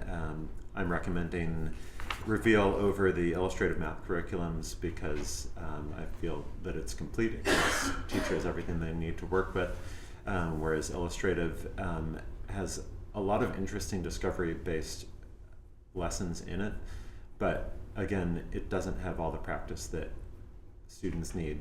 So if you're just literally thinking about sending a kid home with homework, illustrative math curriculums often will throw in some extra little wrinkle that wasn't part of the main lesson of the day, and that can easily get confusing for kids. It would be like, if we go back to elementary school, you're teaching long division, and then the homework suddenly has fractions thrown into the long division just because that might stretch you. Not a good idea at that point. Whereas Reveal, I mean, I teach with Reveal, and it's got a whole homework section. Every single subsection of that homework is keyed to every single subsection of that day's lesson. So if a teacher decides, hey, this is a 2-day lesson, we're going to do examples 1, 2, and 3, but not 4, 5, and 6, then it's very easy to decide, okay, this is the appropriate homework for that night. It has additional homework after the fact for review of the basic skills, but it also has another section at the end of that, and this is at the end of every single lesson, another section that goes to that higher order thinking, which I really like. I'll often pick out like 1 or 2 of those, but they're available for the high flyers if it's needed. So I like it for supplying teachers with everything that they need, and I think that's really important when you have teachers who are teaching multiple courses. And I don't know the specifics on which teachers have, 2 or 3 or 4 courses to prep, but I'm in my 20th year of teaching. I'm prepping 4 courses daily. One of them is way outside my wheelhouse because they asked me to start teaching cybersecurity, which I know nothing about. So I'm following the electronic textbook. But my point is, if you're not really well versed in what you're doing, you don't want to, again, have to go and look for supplementary materials to match the kids that are in front of you. And you don't want that compounded by multiple courses. I'm just going to pipe in here. You might hear from teachers in other districts, like you're talking to someone in Northampton about their experience as a teacher. They're having a profoundly different experience than the experience of our teachers because they teach the same thing 4 times or 5 times in a day. We have no teachers that have that experience here. Every single teacher in the building is preparing between 2 and 5 separate classes for every day. And so we really need to have curriculums that set those teachers up for success. And I actually think that's one of the benefits that Aaron brings to this role in making the recommendation is he has a very similar schedule to the schedules of teachers at Pioneer. And like you said, he's in year 20, so he's coming in with a lot of experience. I have some minor comments, but since I've just violated the teacher rule of not talking too much, do we have any questions? Could you talk to us about a couple things? Annie, at the teaching and learning meeting last week when we first shared this information, there was really great feedback about the need to make sure that our kids are constantly seeing how math connects to real life and how it connects to other subjects, so that it's meaningful. It's not just the odd problems, even problems, if we could please talk about that. And Aaron, I'm really excited about the workbooks. Could you please talk about the workbooks? And let's start with that because it's really exciting. Sure. Oh, go ahead. No, you talk about the Well, you workbooks. were going to talk about Connect. No, talk Okay. the workbook first. I'm going to hold off on the workbooks because that's what you're excited about and you look forward to it. But on as far as the connections, I would say that both illustrative math and Reveal make a passing attempt to make real world connections. So they do it, but you're not going to have a kid going, leaving a lesson on quadratic, excuse me for throwing out math terms, but leaving this lesson on quadratic functions saying, oh yeah, I want to go and shoot rockets to the moon, which is the math, the application that it would connect to. That's something that will show up a little bit in the lesson, like in the examples of the lesson, but any of these curriculums is built around, can we get all of these skills so that you are ready to move on to geometry, algebra 2, pre-calc, and be successful in pre-calc and calculus.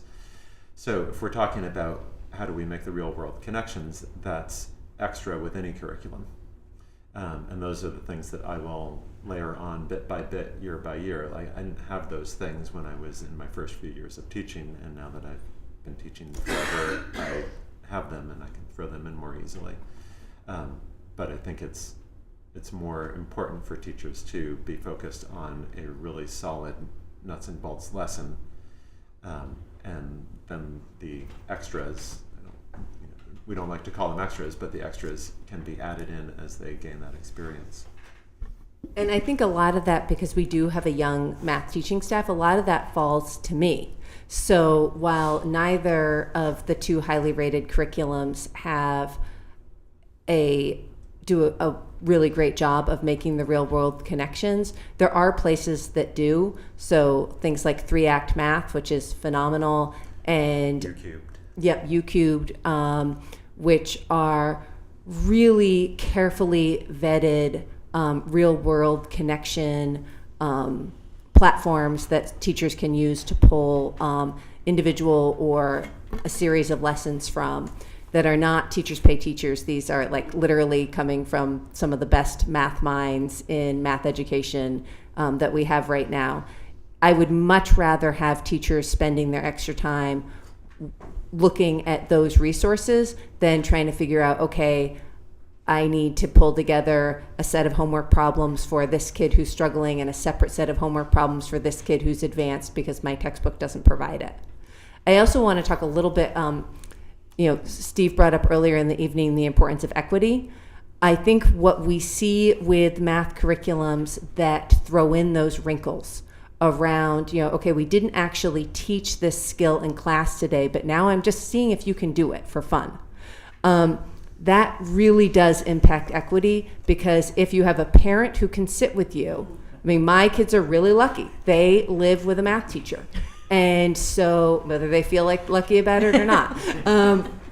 And so they live with someone who can sit down and say like, oh yeah, I can see where the math book is coming from on this. I just taught this lesson today in class from a different angle. Let me re-explain Or it. you don't need to do that problem. And most students do not have that. And so having a student who then goes home and just throws up their hands and says like, I can't do this. And we do see kids develop this like math phobia because I think in part because they're asked to do things that they really are not equipped to do. And so I think we want to equip them really well in the day and send them home to do practice that they are capable of doing independently. Homework should not require a parent's help. And I think that's one of the advantages of Reveal, is that with Reveal, it should not require a parent's help to get the homework done. And that's a great segue into the workbooks, unless there are questions on this. So every kid in Reveal gets 2 textbooks to bring home. They're paper bound, not that heavy. The first one is 6 chapters. The second one is the second 6 chapters. And you could, as a teacher, put one of these textbooks under the document camera, fill in the blanks in the notes, and the kids fill in the blanks in the notes, and then they go on to do the homework. These notes are worked math examples with certain parts missing, and each step is labeled with what it's called, like why we're doing this, what brings you from one step to the next, although I don't think kids really read that. But it's very straightforward. The kid has this one book, and they fill it out. It goes home with them. The homework is 3 pages later. Unless they are tearing pages out, they're not going to lose anything, which is a definite advantage, especially for younger students. So it's really nice in that regard. And these are also, I think all curriculums have their online components. I'm not such a huge fan of them, but Reveal does have the same exact textbook electronically, should a student need that. I don't know if anybody here has ever met a middle schooler, but loose leaf paper is not their friend. So having a notebook where they can go back and look at their previous notes is really great. And the system also makes it really easy for teachers to provide notes as prescribed by ed plans, or just to any student. I've got a lot of mine that are just sitting online for students to look at if they didn't fill out their notes correctly, or if they can't fill out notes and absorb the material at the same time.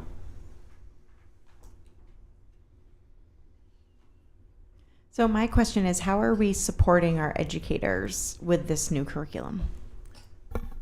So that's also me.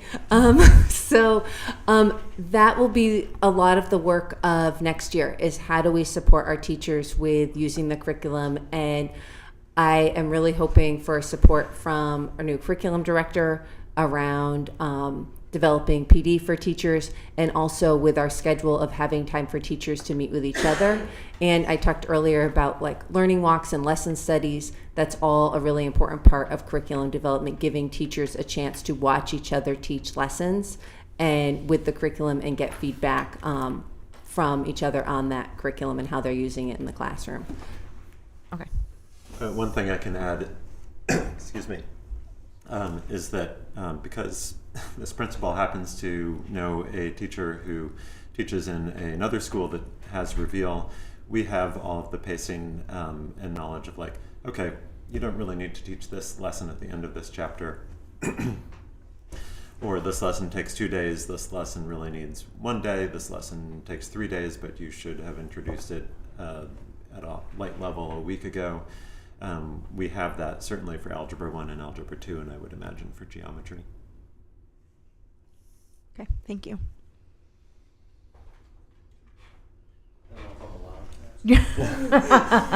Afterwards, you can. Yeah. Okay. Motion? Or unless you have a question or a comment? Well, I was just going to say, one thing that stood out in our subcommittee meeting that is exciting is that in these real world connections, even with the traditional model, it seems like because the MCAS is no longer a requirement for graduation, there will be a better opportunity for the teachers not to be so strictly teaching to the MCAS, so they might have a little bit more time inherently to do all these extra little tidbits. I think it's a great idea to go back to the traditional model. Thank you. Yeah, did you want to? No, I'm good. You're good. Okay. All right. I would entertain a motion. Yes, I'd like to make a motion, if that's okay, to approve Reveal Math as the high school math curriculum at Pioneer Valley Regional School. I just want to specify it's 7th grade through Algebra 2. Which means 7th grade through Algebra 2. Through Algebra 2. Yes. Sorry, just reading. Did I? We should have. Oh, is that my mistake? I apologize. Can we do 7th grade through Algebra 2? Yeah, so to approve Reveal Math as the grade 7 through Algebra 2 math curriculum Correct. At PVRS. Yes. Yeah, okay. Thank you. You got that. Well said. I'll second your motion. Okay. Melissa? Yes. Stephanie? Yes. Stephen? Yes. Michelle? Yeah. And Melissa, yes. Thank you. Congratulations. Very much. It was a lot of work. That was it. Until Jordan's very excited. These are workbooks that come in. I actually wanted to talk more about the relays, and but yeah. I guess we don't have Sport time. reference, yeah. He was really going to We are after 8 o'clock already we are. for We're a gonna time move along. check. We have a hefty meeting. This will be brief. The cell phone policy update. It can just be brief. I feel really good about the cell phones, and I want to talk a little bit about, the weeks are blending together for me. I think it was last week. Joshua Friend and I went to Northampton, and we were on a radio program that was looking at how are the new guidance from the state, from the Attorney General, around cell phones in schools. And we were asked to speak and participate as a school that has moved away from cell phones under the school committee's directive, which I am daily grateful for. And then there was a parent who was there who was part of a group that was advocating for no cell phones in schools, and really like waiting to introduce cell phones and social media into kids' lives until 8th grade, period, in school and out of school. And one of the things that, became clear in the conversation with the research that the other woman that was on the radio show had was that half measures do not work. That schools that try to have policies where students, don't have their phone in the classroom, but they're allowed to have it in the cafeteria or they're allowed to have it in the hall, ends up being a constant, you've got a battle at the doorway in every single classroom, and that it's ineffective. And so, we are not having those battles at the doorway. Are there individual instances of kids breaking the rules? Absolutely. We have that for every rule we have in the, well, not every rule, but for many rules we have in the building. But it's not a constant, it's not, it's isolated incidences. And so I want to thank everybody for, doing that hard work in the spring around the cell phone policy. And, I just did a reference call today, and I had to call assistant principal at another school who I happen to know, and she was saying, how's your cell phone policy going? Because we need to do something different, because this, like, kids have to put their cell phones away at the door of the classroom. Like, it is just not working. It's a battle. It's like 15 different arguments for every kid who's entering the classroom every period, and that's just a huge amount of time and energy taken away from learning. So we still have work to do, but we're doing it, and I feel like the norm has really changed at Pioneer, where this is now an exception and it used to be the rule. Thank you. Thank you. And thank you for implementing it, and the staff for implementing it with fidelity, because as much of our conversation when we were coming up with the policy was, how will this be implemented, with the teachers facing the students, right? That's the hard work, is really making sure the administrators and the teachers are enforcing this, and all together in a unified front. I will share, I was in a classroom recently, and I taught a lesson last year as a guest speaker, and I taught a lesson this year. Last year, there was kids out with their cell phones. They were playing games. They were, distracted as I'm, teaching to the kids. And this year, without any of the cell phones, they were actually having conversations about the lesson that I was providing. And it was night and day between the difference. And that was just me as a guest speaker, right? That I'm not living that every day. So I just want to thank you, and please extend our thanks to the staff for all of their hard work, because I know it wasn't easy in the beginning with student response. That was a lot of hard work. Yeah, no, the staff has done a really wonderful job, and Mr. Friend did a really nice job about speaking to that on the radio program, that the staff really has to have each other's back and implement it with 100% fidelity, and they have done a really good job with that. And to Melissa's point about the difference with students in the classroom, that is huge and that is really important. I also see it on the social end.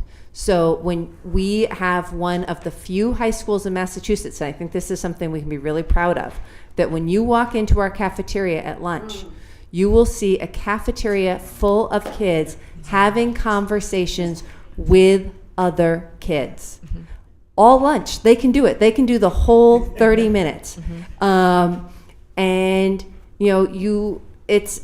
it's beautiful, and we take this for granted because we grew up with it, but it is an unusual experience for our students to be having, and it's really great.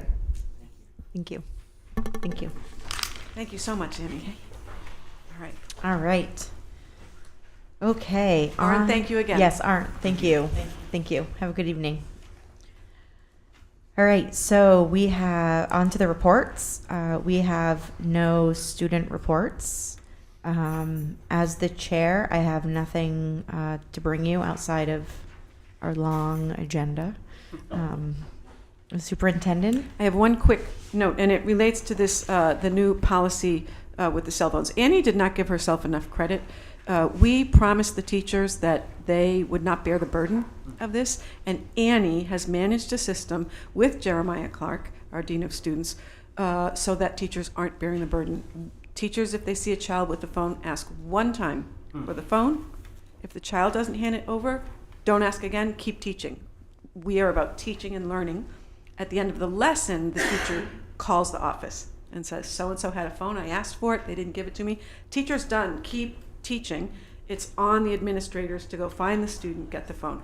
Excellent. She's got a system going right now where every Friday afternoon you hear on the intercom, kids who pouch their phones every day get entered into a lottery, and there are snazzy school supplies. And on Fridays, kids who there's going to be a trip to Springfield. If you've pouched your phone for 80% of the days, I think in first semester, you're getting out of school for a day. You're going to Springfield, and you get to choose if you want to go to the basketball museum, go to a movie, or go ice skating. Pouch your phone, good things happen. And then very quickly, we were contacted by the Massachusetts Attorney General's office because they are engaged in litigation against Meta, which owns Instagram, and Facebook, which has Kids Messenger, which is not a good thing. Yeah. And the litigation is also against TikTok. And their contention is that the engineers who designed these two platforms purposefully designed them to addict children and young people and make it hard for kids to get off. So I am going to be reaching out to staff and our family community. We're working with our attorneys to make sure the message is right. They are looking for Massachusetts families and staff who can point to specific examples of children and young people who have struggled with getting off of social media. It doesn't have to be those particular platforms, so you will get a communication from me about that. We support this litigation. Thank you. All right, Director of Finance. Great. All right. I'll try to keep it moving. I know there's still quite a bit of stuff. So, my name tag, the most important thing. Thank you, Stephanie. Despite developing the budget, we haven't neglected, FY25. Things are going pretty well. As I've been trying to convey, both throughout the budget process and the year, it's a tight budget, but that's good because it means we didn't have to assess more than we really needed to. Things are going well. The budget, it looks like the expenditure budget's going to come slightly under budget, about $45,000 less. There's one big negative balance I want to talk about because obviously it's large. But part of that is finishing off the returning of the $500,000 to the town. So we talked with the town of Northfield about helping to pay for a capital project at NES as a way to return the money to Northfield. So if anybody's been to NES recently, they'll see that there's a new front door, and the $20,000 doesn't pay for the entire front door. So if you're thinking about buying a door for your home, don't buy a school door because they're very expensive. But it's beautiful, and it looks much better. And previously it was leaking, and it was like a slip hazard, right? On a rainy day, the front of the building and the inside would be wet and slippery. We don't want that. So the town of Northfield paid for part of it. We paid for part of it, made it so it could get done. And, the accounting behind that, so we charge it to the general fund, and that's really, at the end of the year, the accounting comes out the same, right? If you overspend your budget because, we didn't budget this 20,000, the only way to balance your budget is through the excess and deficiency reserve. So that's a way to deplete the excess and deficiency reserve and get it back to them, but you can't do it directly.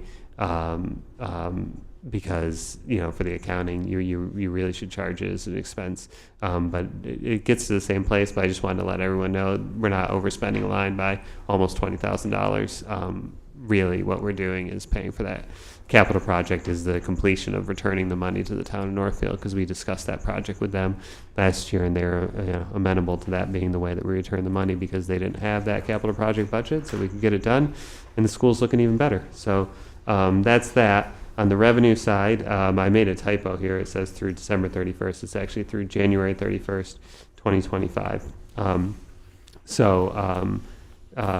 But the numbers stay the same. Everything's right on track, right? We've received 56.47% of the money through 58.33% of the year, and not everything gets posted right by January 31st. Like the interest earnings haven't been posted yet. So, we're right on target with revenue. I think we'll be a little bit short of what we budgeted, but ultimately we're 45,000 under budget for expenditures, and we're 21,000, in the revenue, not in a good way, but under budget. So ultimately it washes out to, we're probably going to come in right about where we budgeted, which is good. We'll have to be careful as we go through the year and make sure we're taking a close look at spending, because that's not a huge margin error, but we're committed to doing that. We'd rather have a little bit tighter budgets, because again, that just allows us to not have to ask for as much. Lunch report, things are going well. We had a profitable, I use in quotes because we're not a business, but month of January, there were more operating days, and so our overall operating loss, $6,800, $6,822.04. By the end of the year, I think we will in fact have an operating surplus, small one. But again, that's good, because if you have a huge surplus, it means you probably could have put more into the program itself, right? I mean, your goal really is let's break even. We already have a reserve. Let's put as much as we can in the actual food service and the food that the students are eating, and Cheryl's doing a great job with that. What isn't on here, because was it in time? I'm not sure why I didn't put it, but now I want to. We once again were awarded the school nutrition equipment grant, so $20,000 again. And I think that it was like getting into it's like the equivalent of getting into Harvard. And the reason I'm being so effusive is because it's Cheryl's hard work. I like to compliment myself, but not as much as complimenting others. And so I think it was like 11% of the districts that applied actually got the money.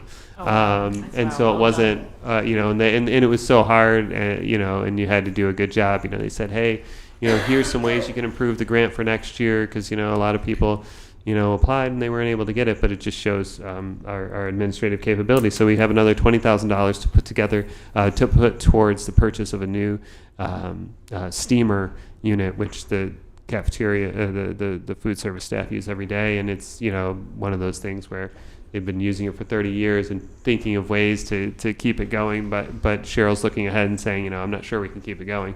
So we're going to be able to use $20,000 of federal money to support that, the purchase of that new unit. So that's just more positive news on the grants front as well. Any questions?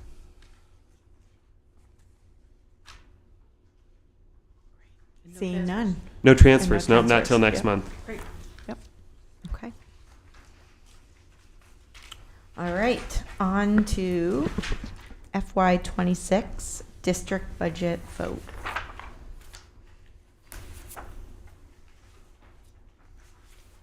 Yeah, great. So the good news is not a lot changed since last Thursday, including poor weather, in the sense of it being kind of slippery.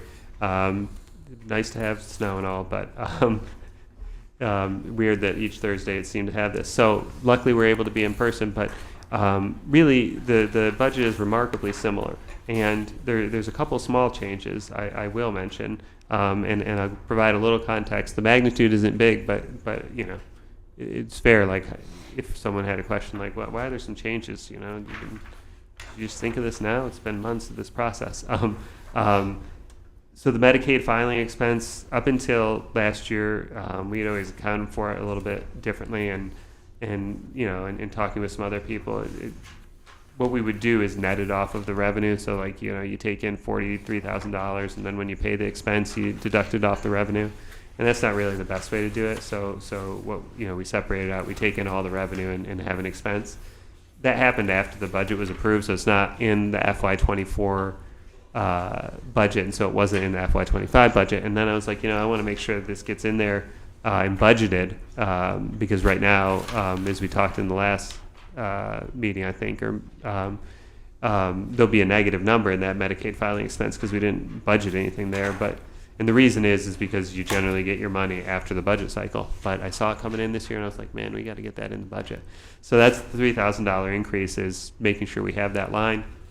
And then MCAS tutors, you know, and speaking with Annie, you know, we were discussing different, you know, parts of the budget, and you know, the MCAS is no longer a graduation requirement, and you know, obviously we will still provide supplemental tutoring to our students where needed, but we have a separate line for that. And it's kind of like, why have specific to MCAS? Because if it's not a graduation requirement, you might not be providing that extra service specifically for MCAS. So we eliminated that. The net impact is an increase in the budget of $2,160. Given the small magnitude, I didn't think it was worthwhile to, you know, tack on a few $100s to everybody's assessments. So instead, we were using $2,160 more of school choice, which in the general larger scheme of things isn't a huge amount of money. And the nice thing about it is, you know, after having so many consultations with the towns and having the big budget hearing, it's nice to be able to come with the final budget that in fact doesn't, you know, increase their assessments. So that's the, you know, in terms of the changes, it's kind of exactly the same in terms of the general fund and local spending and local assessments. No changes there.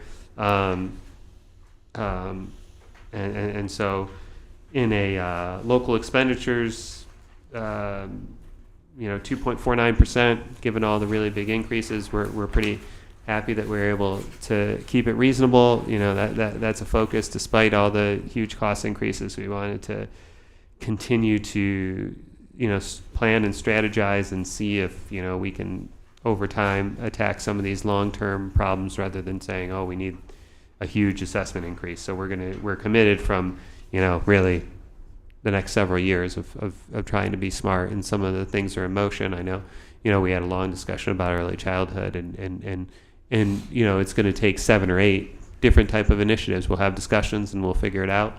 But we didn't think we're at the point where we need to have big assessment increases. Yet, you know, we want to try to continue to be creative and figure things out. You know, looking at some comparator districts, and this isn't to say we're the best, and I'll add one more district that I read in the paper today, but, you know, some of the other local districts certainly have larger increases, and that, again, doesn't mean we did it the best. We did it differently. We were really focused on not having local spending go up, because obviously that goes straight to assessments. And I know not everybody has the same situation or the same reserves, and they may just be strategically doing it differently. And let's be honest, it's not necessarily something to be celebrated. Let's hope sometime in the future we can have a huge increase in our spending, but based on, you know, for example, because we had so much more tuition revenue come in, or something else that's sustainable and doesn't come from, you know, huge assessment increase. Because, you know, being able to spend more money means hopefully we're providing better and more services to our students. So we're not always hoping to have tiny increases, but if there aren't other things coming in increasing, we would prefer to do that rather than have a big assessment jump, because we know towns are in tough situations as well, right? They're paying for health insurance too, and it's crazy.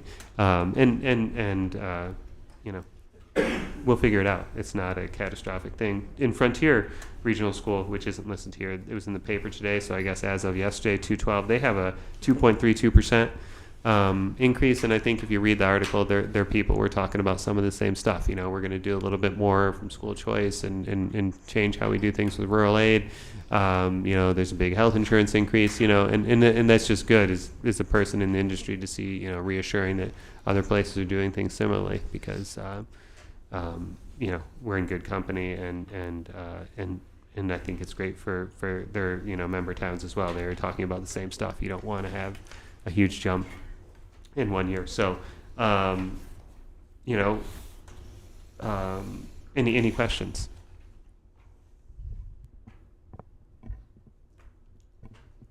Seeing none. No? No? Okay. All right. So we. What? Go ahead. Okay.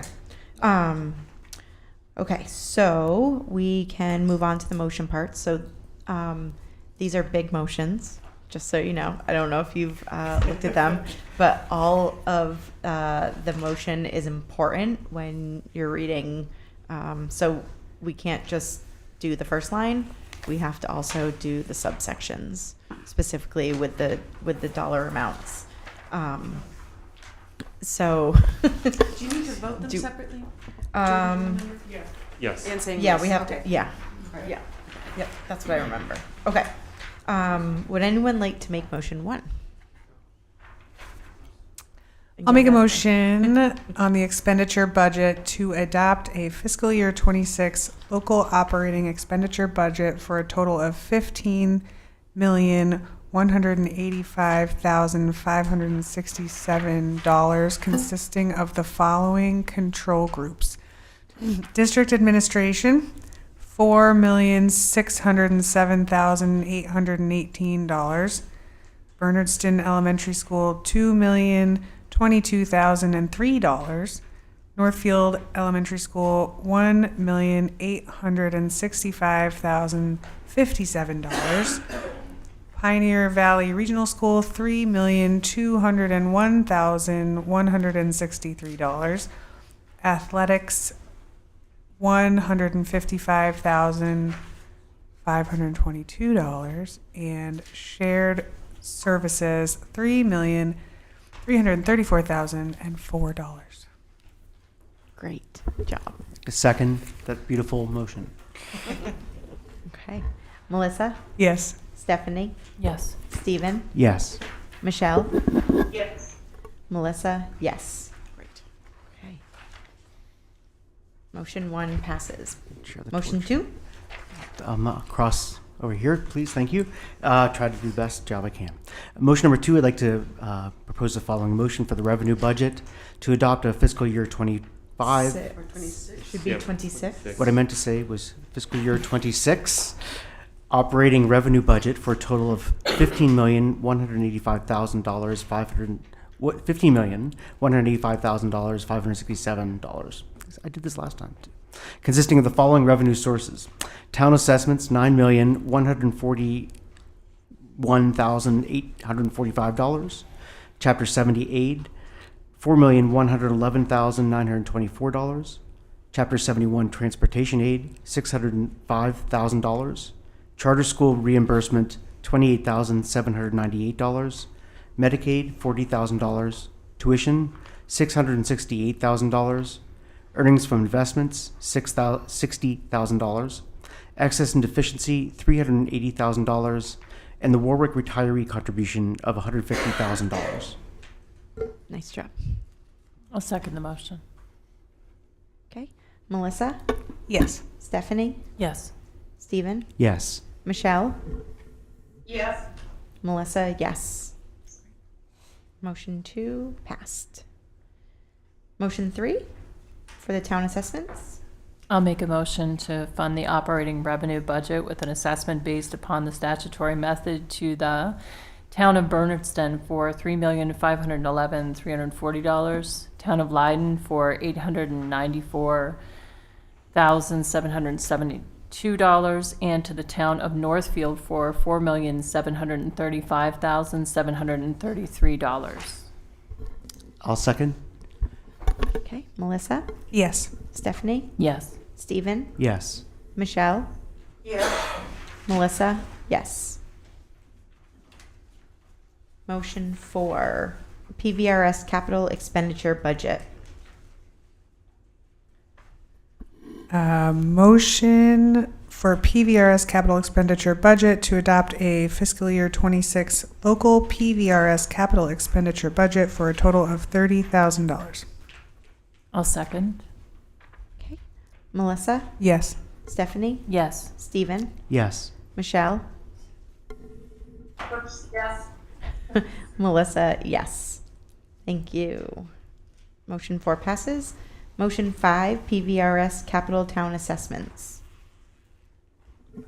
I'll be happy to make this motion. Motion number 5 for the PVRS capital town assessments to fund the proposed PVRS capital expenditure budget with an assessment based upon the method described by the district agreement to the town of Bernardston for $10,020, the town of Leiden for $3,105, and the town of Northfield for $16,875.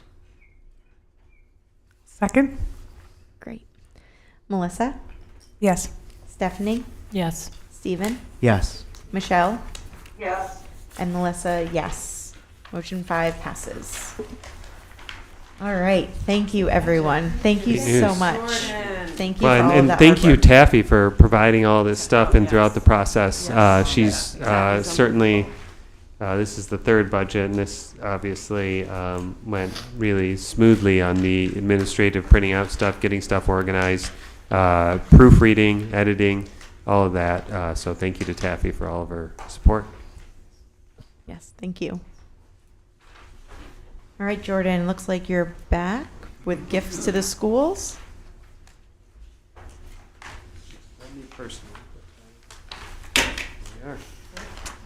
Yes. So, as we heard about a couple, I think, meetings ago, we have a planned trip to Broadway, to the Empire State, as we refer to it, which I'd like to talk about more, but I don't think we have time. So we have several truly generous donations to help fund that trip, right? It's I think total was, I mean, what, 15? 900? Oh, I'm just saying that the trip itself is almost $15,000, I think, between the transportation and tickets, as we saw presented. So it's going to take a huge amount of community support, and we're seeing tons of it. And a total of $900. Antonio's Pizza, $500. Beth Byrne, an educator here who's helping lead the trip, is also generously offered to donate $100, and a community member, Dr. Mohammed Jihad, has also offered $300. So we would like school committee approval to be able to spend those very generous donations. Okay. Would anyone like to make a motion? Motion to accept the donations of $900 in total from Antonio's Pizza, Elizabeth Byrne, and Dr. Mohammed Jihad, and deposit the money in the PVRS student activity account to fund expenses related to the middle school field trip to New York City at Pioneer Valley Regional School. I'll second the motion. Okay. Melissa, Yes. Stephanie, Yes. Stephen, Yes. Michelle, Yes. and Melissa, yes. That passes. Thank you. Okay.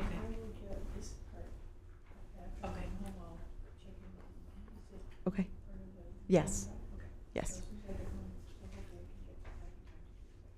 Okay. Thank you. Thank you. Yeah. Yeah. I had one question about the trip to Broadway.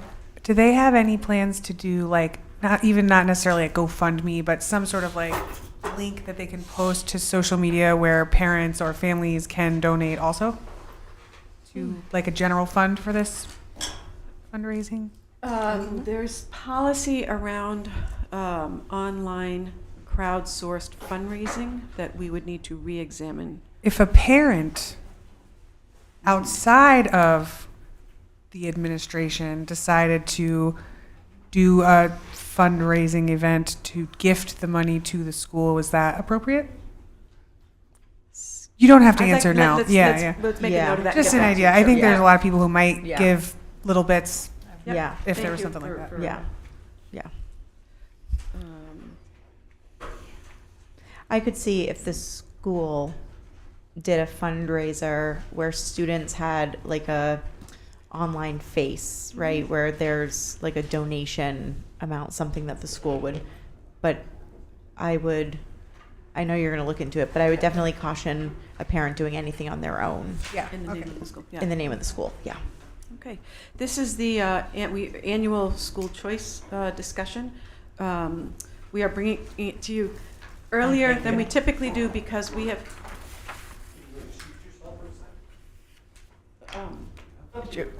Yeah, it's up to yeah. I think he's part Yeah. of this meeting. Yeah, I would.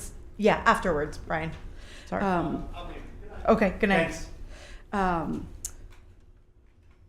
Typically, we bring you the school choice question and request for approval of seats a little bit later in the early spring, but we've had a number of families contact us asking about seats for grade 7 for next year. We'd like to capitalize on that energy and make seats available if possible, if the school committee so chooses. There's a big difference this year. For the past few years, the administrative team has not recommended new seats, school choice seats at NES. We are not recommending new seats this year at BES either. And that is because of class sizes. And after multiple conversations among the administrative team, we're also thinking about when kids come to us via school choice at grades other than typical points of entry, for instance, kindergarten or first grade, or 7th grade, 9th grade, 10th grade, it can be challenging. Jordan has brought forward some really interesting ideas about a long-term plan for school choice. Next year, we might be bringing you a very different idea about school choice, but for now, the administrative team is recommending no new seats at either of the elementary schools and new seats at Pioneer in the 7th grade, 8th grade, sorry, let me get to the right side. 7th grade, 9th grade, and 10th grade. 7th grade because that is the grade that the school begins, not 8th grade. 9th grade because families are looking for a new high school for their students, and 10th grade because our experience has been, and Annie's experience in other secondary schools, is sometimes a student tries out a high school for a first year, it's not the right fit, and sophomore year could be considered another point of entry. We currently have 39 students enrolled in the district via school choice. 3 of the kids will graduate. If we enroll at least 3 new students, we'll keep our school choice numbers even. I am happy to entertain questions.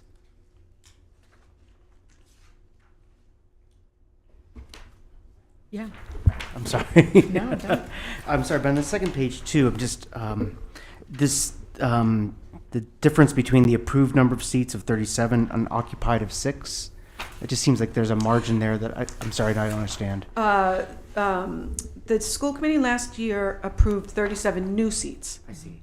And 6 of those ended up being occupied. We think that there's a decent chance that more of the new seats that you would approve, we hope, Yes.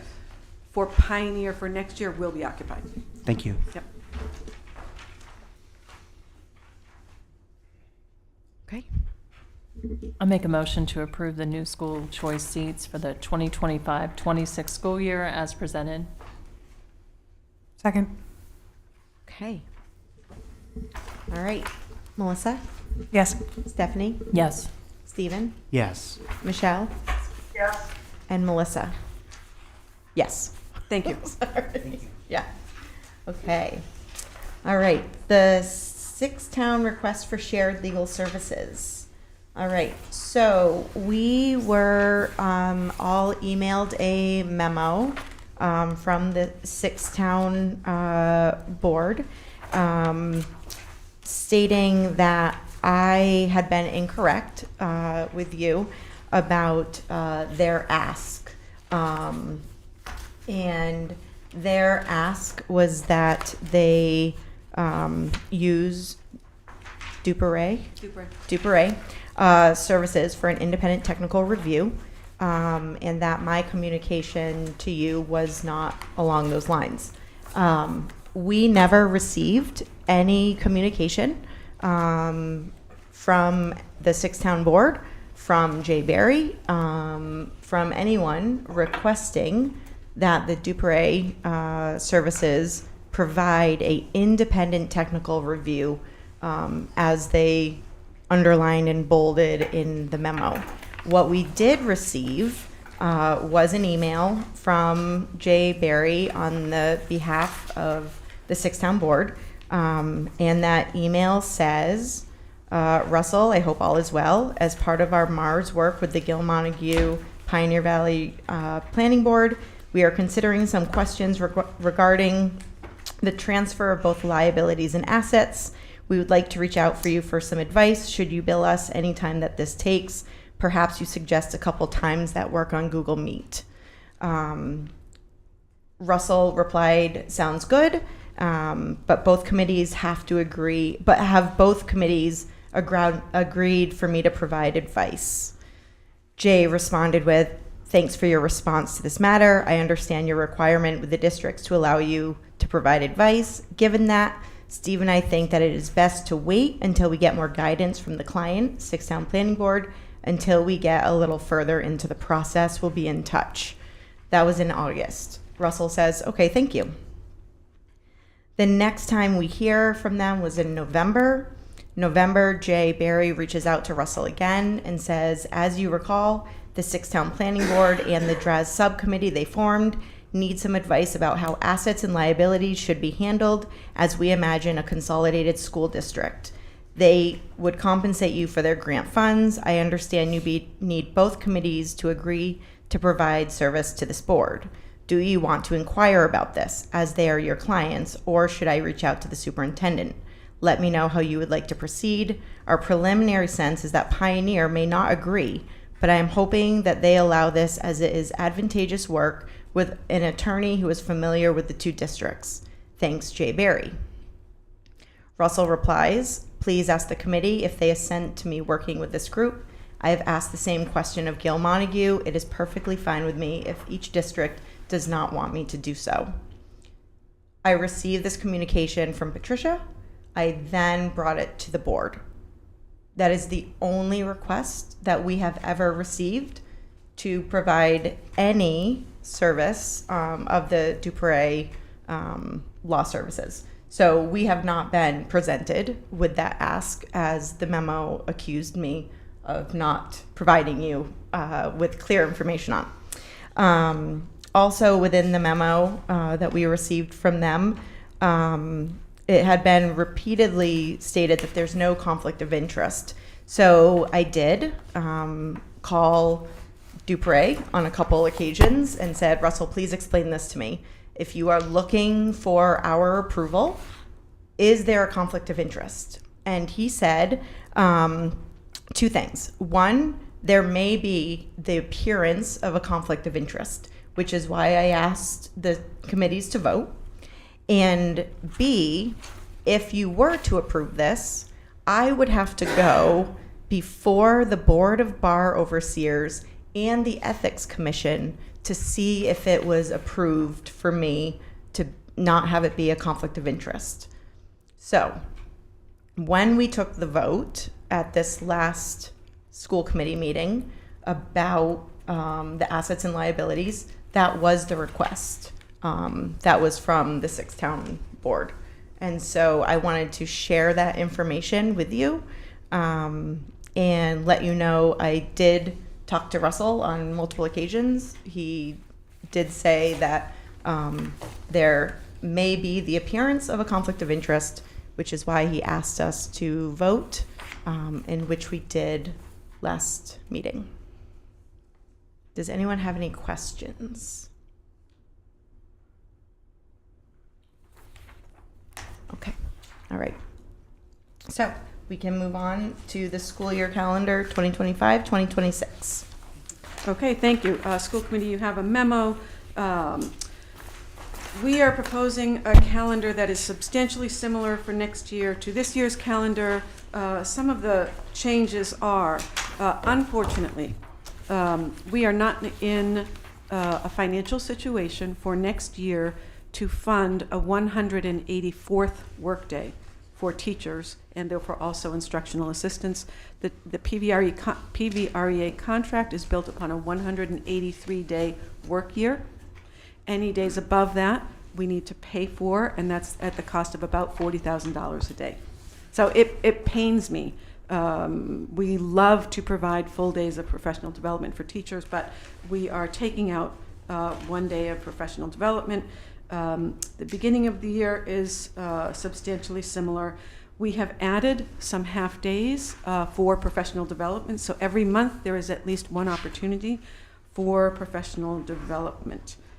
We have proposed 2 half days for elementary conferences in the fall and in the spring.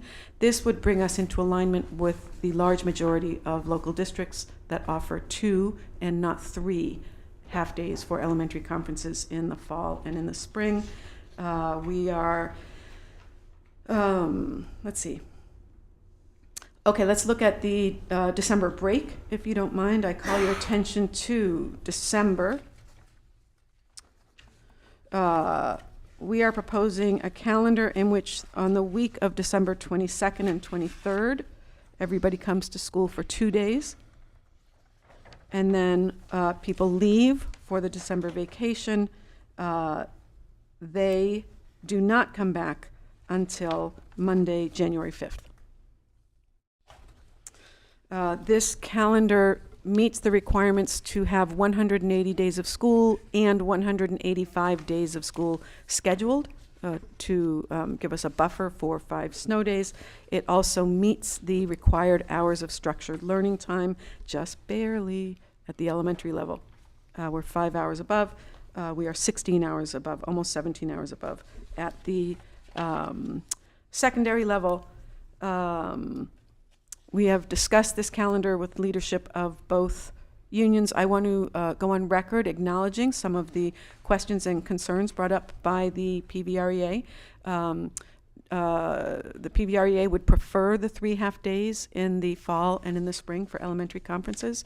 It is the administrative team's determination that if we are trying to get some of these half days of PD in, and if we are trying to minimize disruption to families, and if we look at local districts, 2 half days in the fall and spring do feel appropriate to us, but I acknowledge and respect the concerns brought forward by the teachers union, and concern also that we make sure that in the 2 opening days that teachers have sufficient time to get their classroom set up and collaborate with each other. Renee, am I forgetting anything important? Just the December break, just pointing out that it falls right before Christmas Eve. And last year we had no issue at all with going a full day when it was Friday and Christmas Eve wasn't until Tuesday.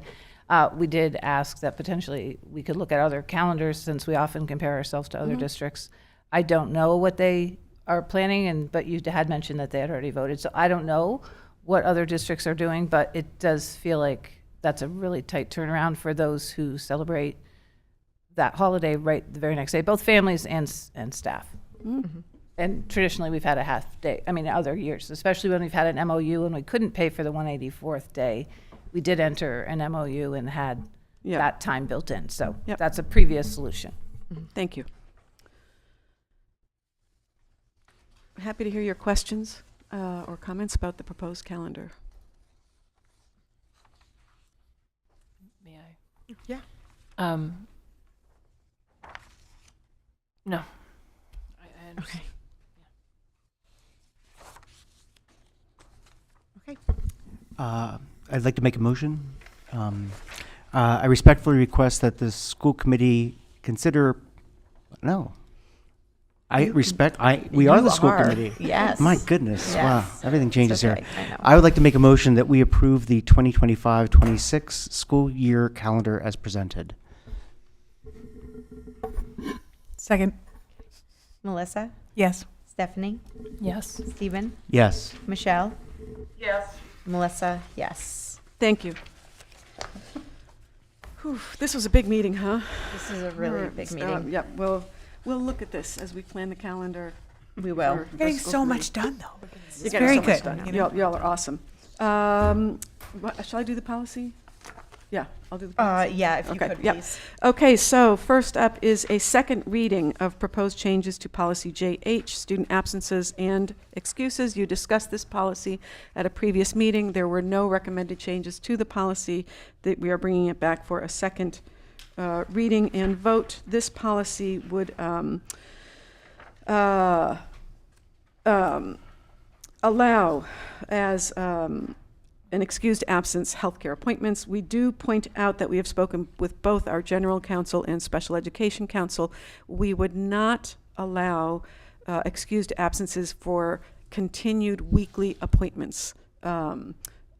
Weekly appointments would need to be medically necessary, built into a student's IEP.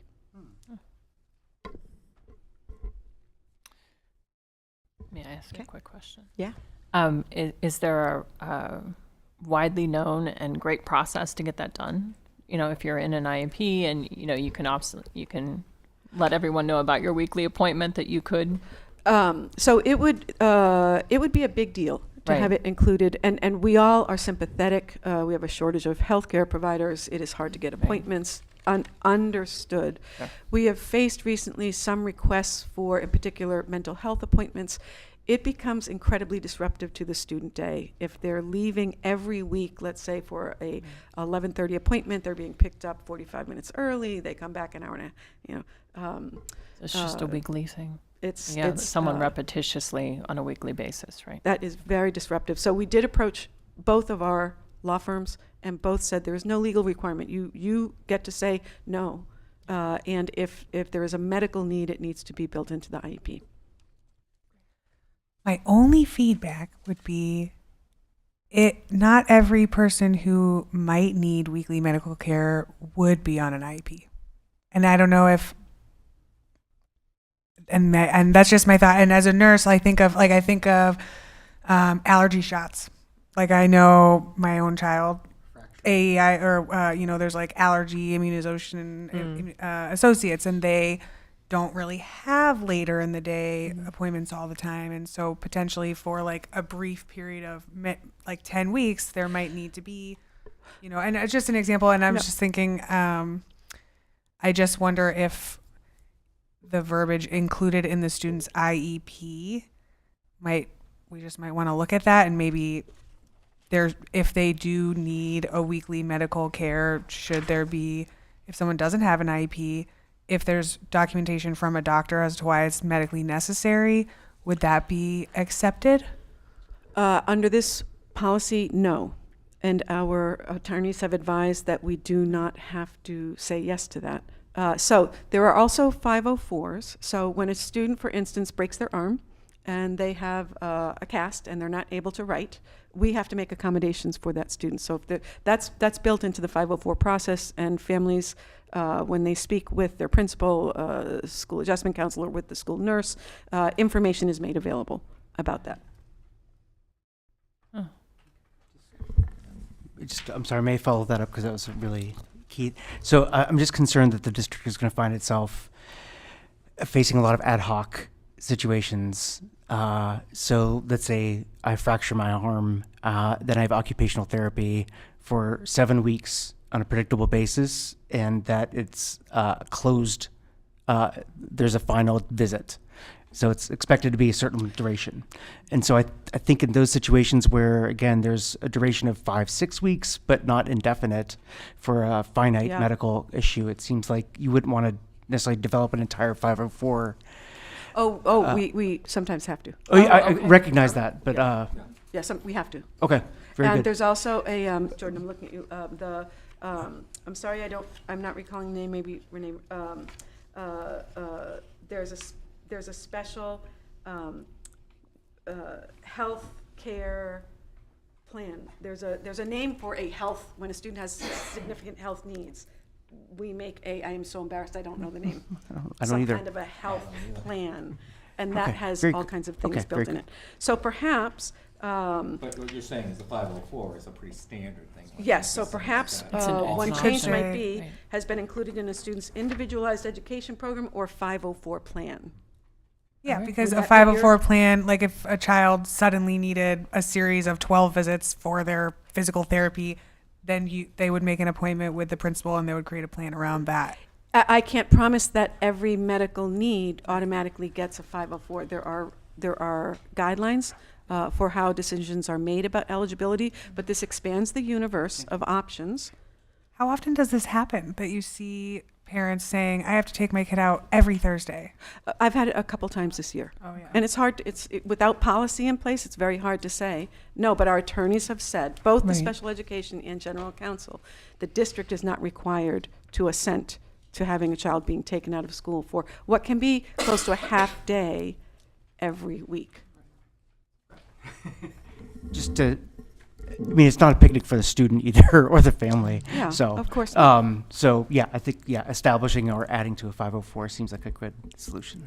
Thank you. All right, I'll entertain a motion.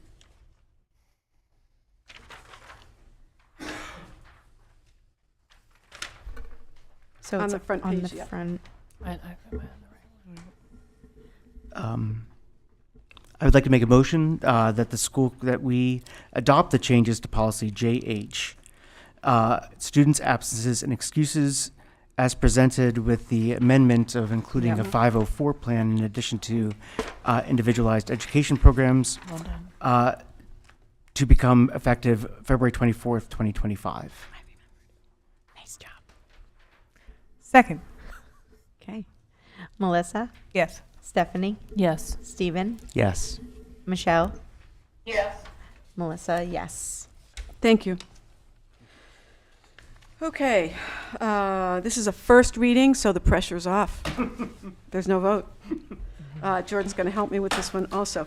So we, do you want me to do this, or do you want to do this?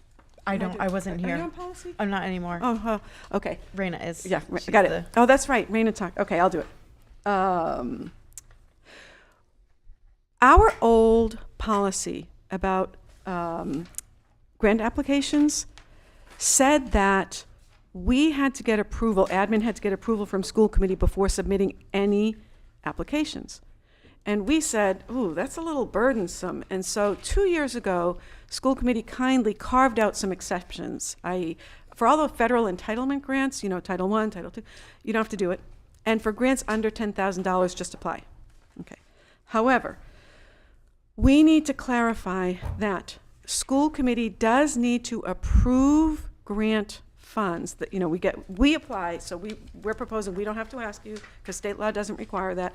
The law does require that you approve the acceptance of grant funds before they are expended.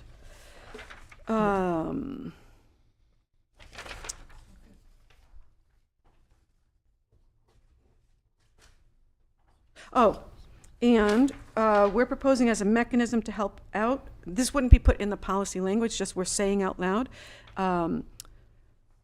We'll have added to the monthly report a standing item, grants received. Oh. Right? So that's easy. That's very, very easy. So we won't forget. Anytime a grant comes in, it's going to go on to Jordan's docket. He'll tell you. I have a little bit of a concern if we get a grant, let's say it's a smallish grant. Let's say it's one of these Mass Cultural Council grants for playful engineers. And we get it the day after, we're awarded the grant the day after a school committee meeting, but we need to wait for the next meeting a month away to get your approval to spend it. But they're hoping that they can have the playful engineers at BES 3 weeks later. I'm making up problems, but that's my job to think of. I'm just throwing it out there. We can, somehow we'll figure it out, but what am I forgetting? Oh, maybe I'd never thought of this till now, but maybe we could do like the warrant, do something online. Oh, I wonder if that would we be could, an exception, like not an actual meeting, but just an approval of expenditure of the funds, like a warrant, like electronic signature, people just affirm that they support it. Yeah, there's nothing that says it has to be approved at a meeting. Oh, nice. These are good problems to have when you get Yes, grants. they are. Must be reviewed and accepted by school committee before expenditure, so. I thought it had to be voted on. But you could, But we can't take a Reviewed and vote in a, like, accepted. we can't. It has to be public, right? Like, we can't deliberate. Okay, Yeah, we yeah, can't yeah, deliberate. yeah. It's a town thing. Yeah. Yeah. Yep. Sorry. Michelle? Yeah, it's good to know. Yes, because it says, I read this in that newsletter, the school committee must accept it before being extended. Expended. So how can we accept it without talking, Right, correct. take a vote? Right. We would have to, yeah, we would have to do that. Right. You do it with warrants all the time, just saying. Okay, I'm just, I know. I'm good with it. I'm good with it. I'm pretty sure that's the, Yeah, I'm good with it. I'm sorry.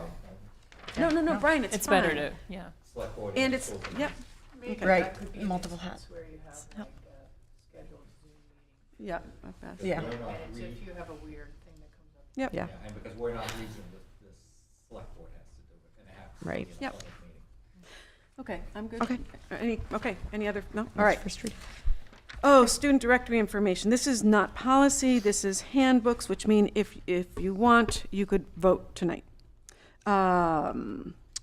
Student directory information is discussed in state regulations. It is information that may be shared with third parties without prior parent-guardian consent or the consent of a student who is 18 years of age or older, as long as we let those parties, the parent, guardian, or student who is 18 or older, know in advance that we will give this information to third parties, and we provide them with opportunity to say, no, do not give my consent to that. Now, given recent changes, the Attorney General's office has recommended, as has the Department of Elementary and Secondary Education, that school committees take a fresh look at what is included in their list of directory information. And when we do that, we see that our handbooks include student date and place of birth as directory information. Both the AG's office and DESE are suggesting that the committee might want to consider striking that from directory information. There's other stuff in there, maybe for later conversation, but we felt it was important to bring this issue in front of you in a timely way.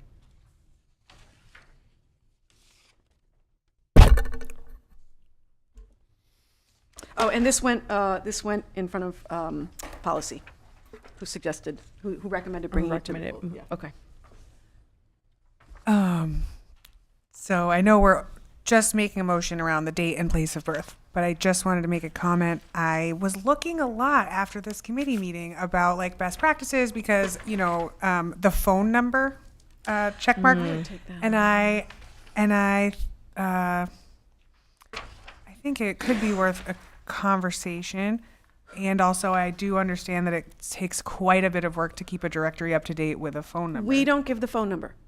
That's a weird one. I'm sorry to interrupt. The Mass AG has that on their list to consider. We don't have that on our list. I know. Yeah, that's what I'm kind of thinking, like maybe we could have, and it doesn't have to happen right now, but can we have a discussion at some point about the phone number piece? Like, because there are pros and cons to having a phone number on the directory list.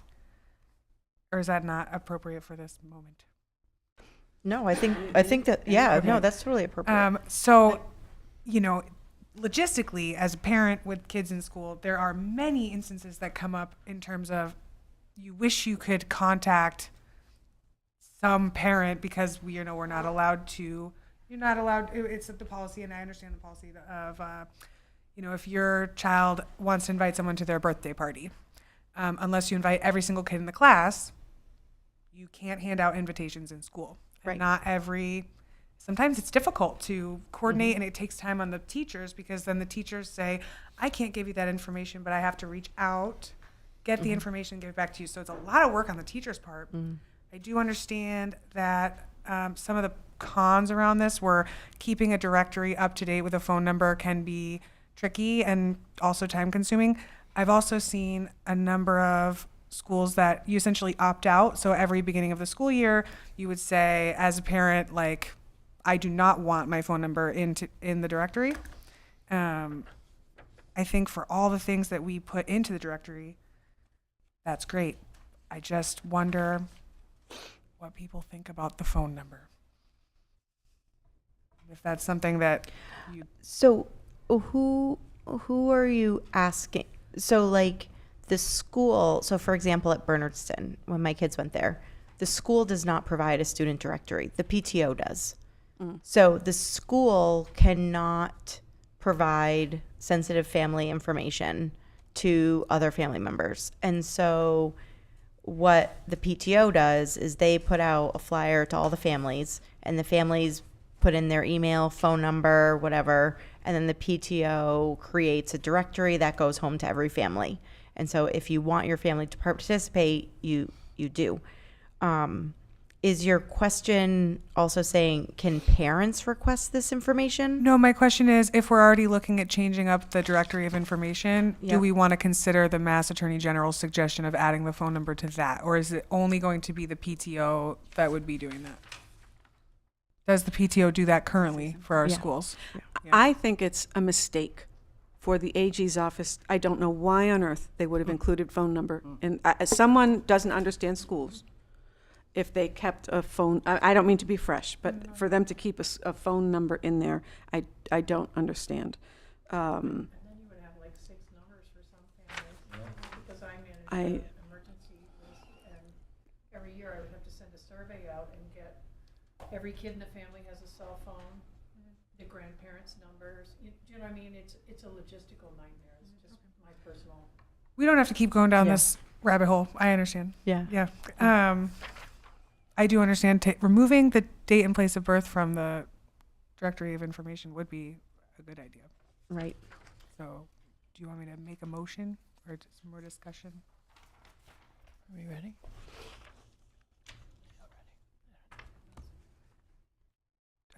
Make a motion to remove student date and place of birth from the district's student directory of information.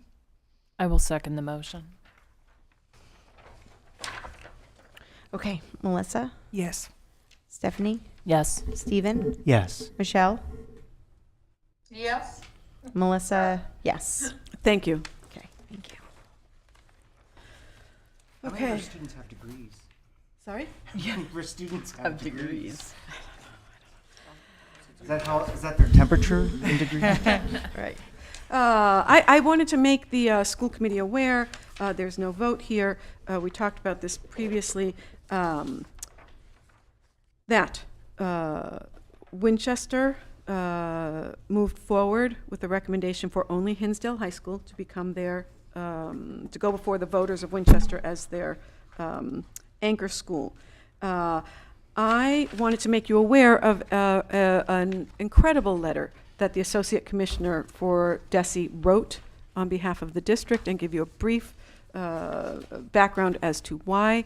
On the day that the Winchester High School Selection Committee was making a recommendation to the Winchester School Board about anchor schools, I received an email communication from the Winchester superintendent, who is also the Hinsdale superintendent, expressing great concern over the future stability of Pioneer as a district.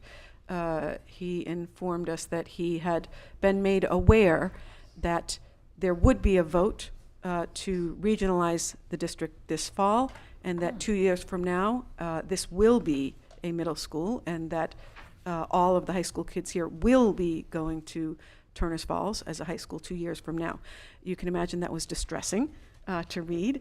I am so grateful for the 3 school committee members who trekked up that evening to Winchester. So we sent, I think, a clear and polite email back to the Winchester folks that afternoon saying, gosh, there is no certainty, and look at all the great things that we know about this district and all the support. Just a few days later, Jordan and I had one of our regularly scheduled meetings with the Associate Commissioner and other senior staff from DESE. Somehow this came up, and he immediately said, practically jumped over the table, as it were, how can I help you? And we said, it would be great to have a letter that said, DESE has confidence in us and what we're trying to do here. And I wanted this letter to go on the record. I think it's a remarkable declaration of support for our efforts, our careful approach to increasing revenue, improving opportunities not only for our students, but students in neighboring communities who might want to attend Pioneer through a tuition agreement. So I thank the Associate Commissioner and his team for this letter. We shared it with the Winchester folks, hoping that it might allay some of their concerns. And I wanted school committee to see it because, gosh, what a vote of confidence for what we are trying to achieve. And that's it. Yep. Thank you. May I ask a question? I'm just getting acquainted with the concept of the of this, really, frankly. So we had the Winchester superintendent receive information that this school would be regionalized, and and I'm assuming it's a person or a group of people that contacted this superintendent. I mean, were those people part of the planning committee, or was there any kind of further information about that? In the paragraph in which he expressed concern about the future of this district, he did mention that he had spoken with a representative of the Six-Town Regionalization Planning Board, and that they had made the assertions about what would be happening in the district. Thank you. I just wanted to clarify that because I'm catching up on what, and I'm looking at old meetings and things like that. And I mean, when this was presented to us, that we had an opportunity to be to work with, Winchester. We talked about the effects that this would have on our district, and it seemed like a good situation that we were really looking forward to welcoming. And so it's unfortunate. And I mean, are we having a vote soon? Is this something that's been publicized that vote would occur? Has anyone seen? They're not even ready. So we are kind of in a waiting period to hear from them. So they've voted to only move Hinsdale forward. Are you talking Winchester? Oh, or no, I'm Six-Town? sorry. I'm sorry. I didn't speak correctly. I just wanted to know, is there some kind of a agenda or something on record that the Six-Town committee would be voting soon to do exactly what we're reading, what was relayed? So not from what I've seen. So what I can say from what I've been following, is that they are in the process of creating their own district agreement right now. That district agreement would then have to be approved by the full board, I believe, to then go out to the towns. They'd be having public forums and so forth. But I haven't seen a published date or any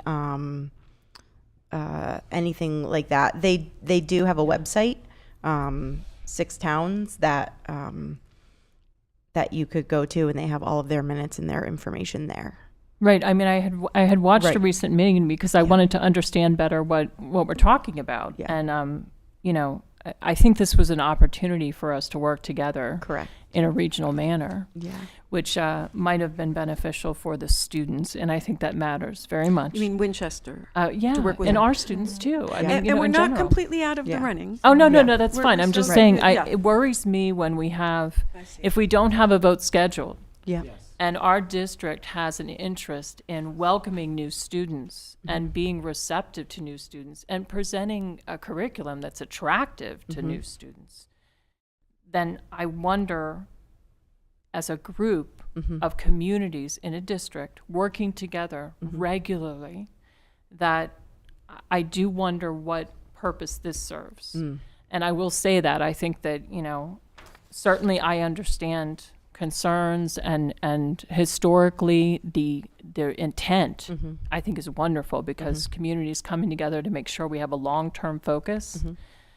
but we don't want to, I think, work against our interests as a group as well. So I just want to say that I'm catching up on this, but Yeah. when I look at this, it says that we lost an opportunity somewhat because of a vote that is not scheduled, Yes. and that worries me. Yes. So. Brian? As a Warwick Select Board member, I can tell you, there's no way this is happening that soon. It's at least a couple of years away. I've had discussions with a member. The other question I have is the commissioner, Jay, not the assistant commissioner, aware of who that member was that shared that information? I would hope. I think. Or that it was yes, I shared think by so. that group, Yes. somebody representing that Yes. group. Thank you. I think that's important. Yes. Being Warwick, although it's not in the letter, Warwick is also one of those communities. So, and they're nowhere near close enough. They wouldn't be able to get all the public meetings in and everything else before town meetings or anything. It's at least 2 years off, and they're not even that close to launch. Yeah. In my opinion, as a select board member. Thank you.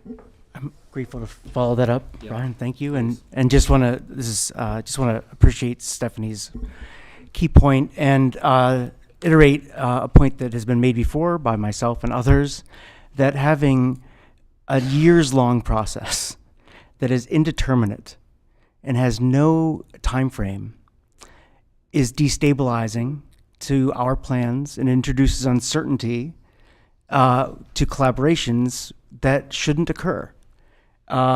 If the New England Patriots sort of put out a sense that they were thinking about moving to, gosh knows where, I don't know, Tallahassee, but there was sort of an indefinite element to it, I guarantee you it would be tricky for them to arrange trades and seasons and their seasonal tickets. I mean, it would just be very difficult, and I want to express that I think we're under that difficulty for how long this six-town committee has been in operation without a firm plan or All the districts. all the districts. Thank All you. 3 of them. Yeah. Thank you. As Brian says, all three. Thank you. Sorry. Yeah. No, I just want to make sure. No. It's We're right next to each other. It's uncertainty for all of us. Yes. Yeah. Thank you. It's just really unfortunate because even in this letter, it talks about if this proposed merger, if it proceeds, would only be the second time in the state's 70 plus year history of regional school districts that the member towns comprising the two districts have formed a planning board to explore merger. The first such effort failed last year. So it's just really unfortunate because it sounded like maybe they would have made a different choice on Anchor School if they hadn't received this false information. Correct. And That's really a disservice to all of the district. So that's no good.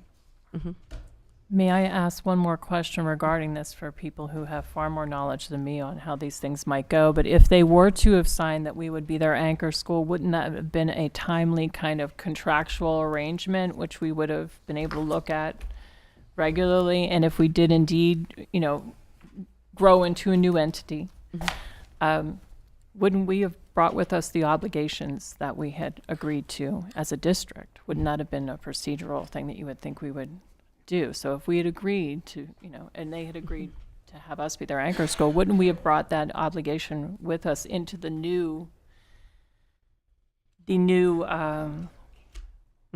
the high school would now be in Montague, right? Yeah. and Winchester's a hell of a way. I'm trying so hard to catch up on this, sorry, and no, I'm it's watching very- recent, and I'm just trying to catch up on it. And again, I want to say, I think it's absolutely, sensical that you would get together and say, hey, we're all having, we're not having as many students, we're not having as much money coming in, we've got to look at ways to solve things. I absolutely think that makes sense, and especially as I learn more about what was going on at the time. However, this right here affecting us now, it would allow us to move forward and possibly help some students out, work together, and also bring more students into the district, which would have affected our, I think our budget. So, thank you. As a point of refinement here, because we would have expected all the same, and I'm only reporting what's been reported in this very room and online and on the website. There would be no cost savings to this merger. There would be no savings in terms of faculty, and all those elements that you would think would allow support regionalization have been studied in depth and found not to be consequences of a merger. Yeah. And it sounds like this initiative started in 2019, and things look completely different for our district now than it did then. So that's really just something to point out. Yep. Yep. Okay. Thank you. Thank you. Thank you. Staff changes? Personnel update?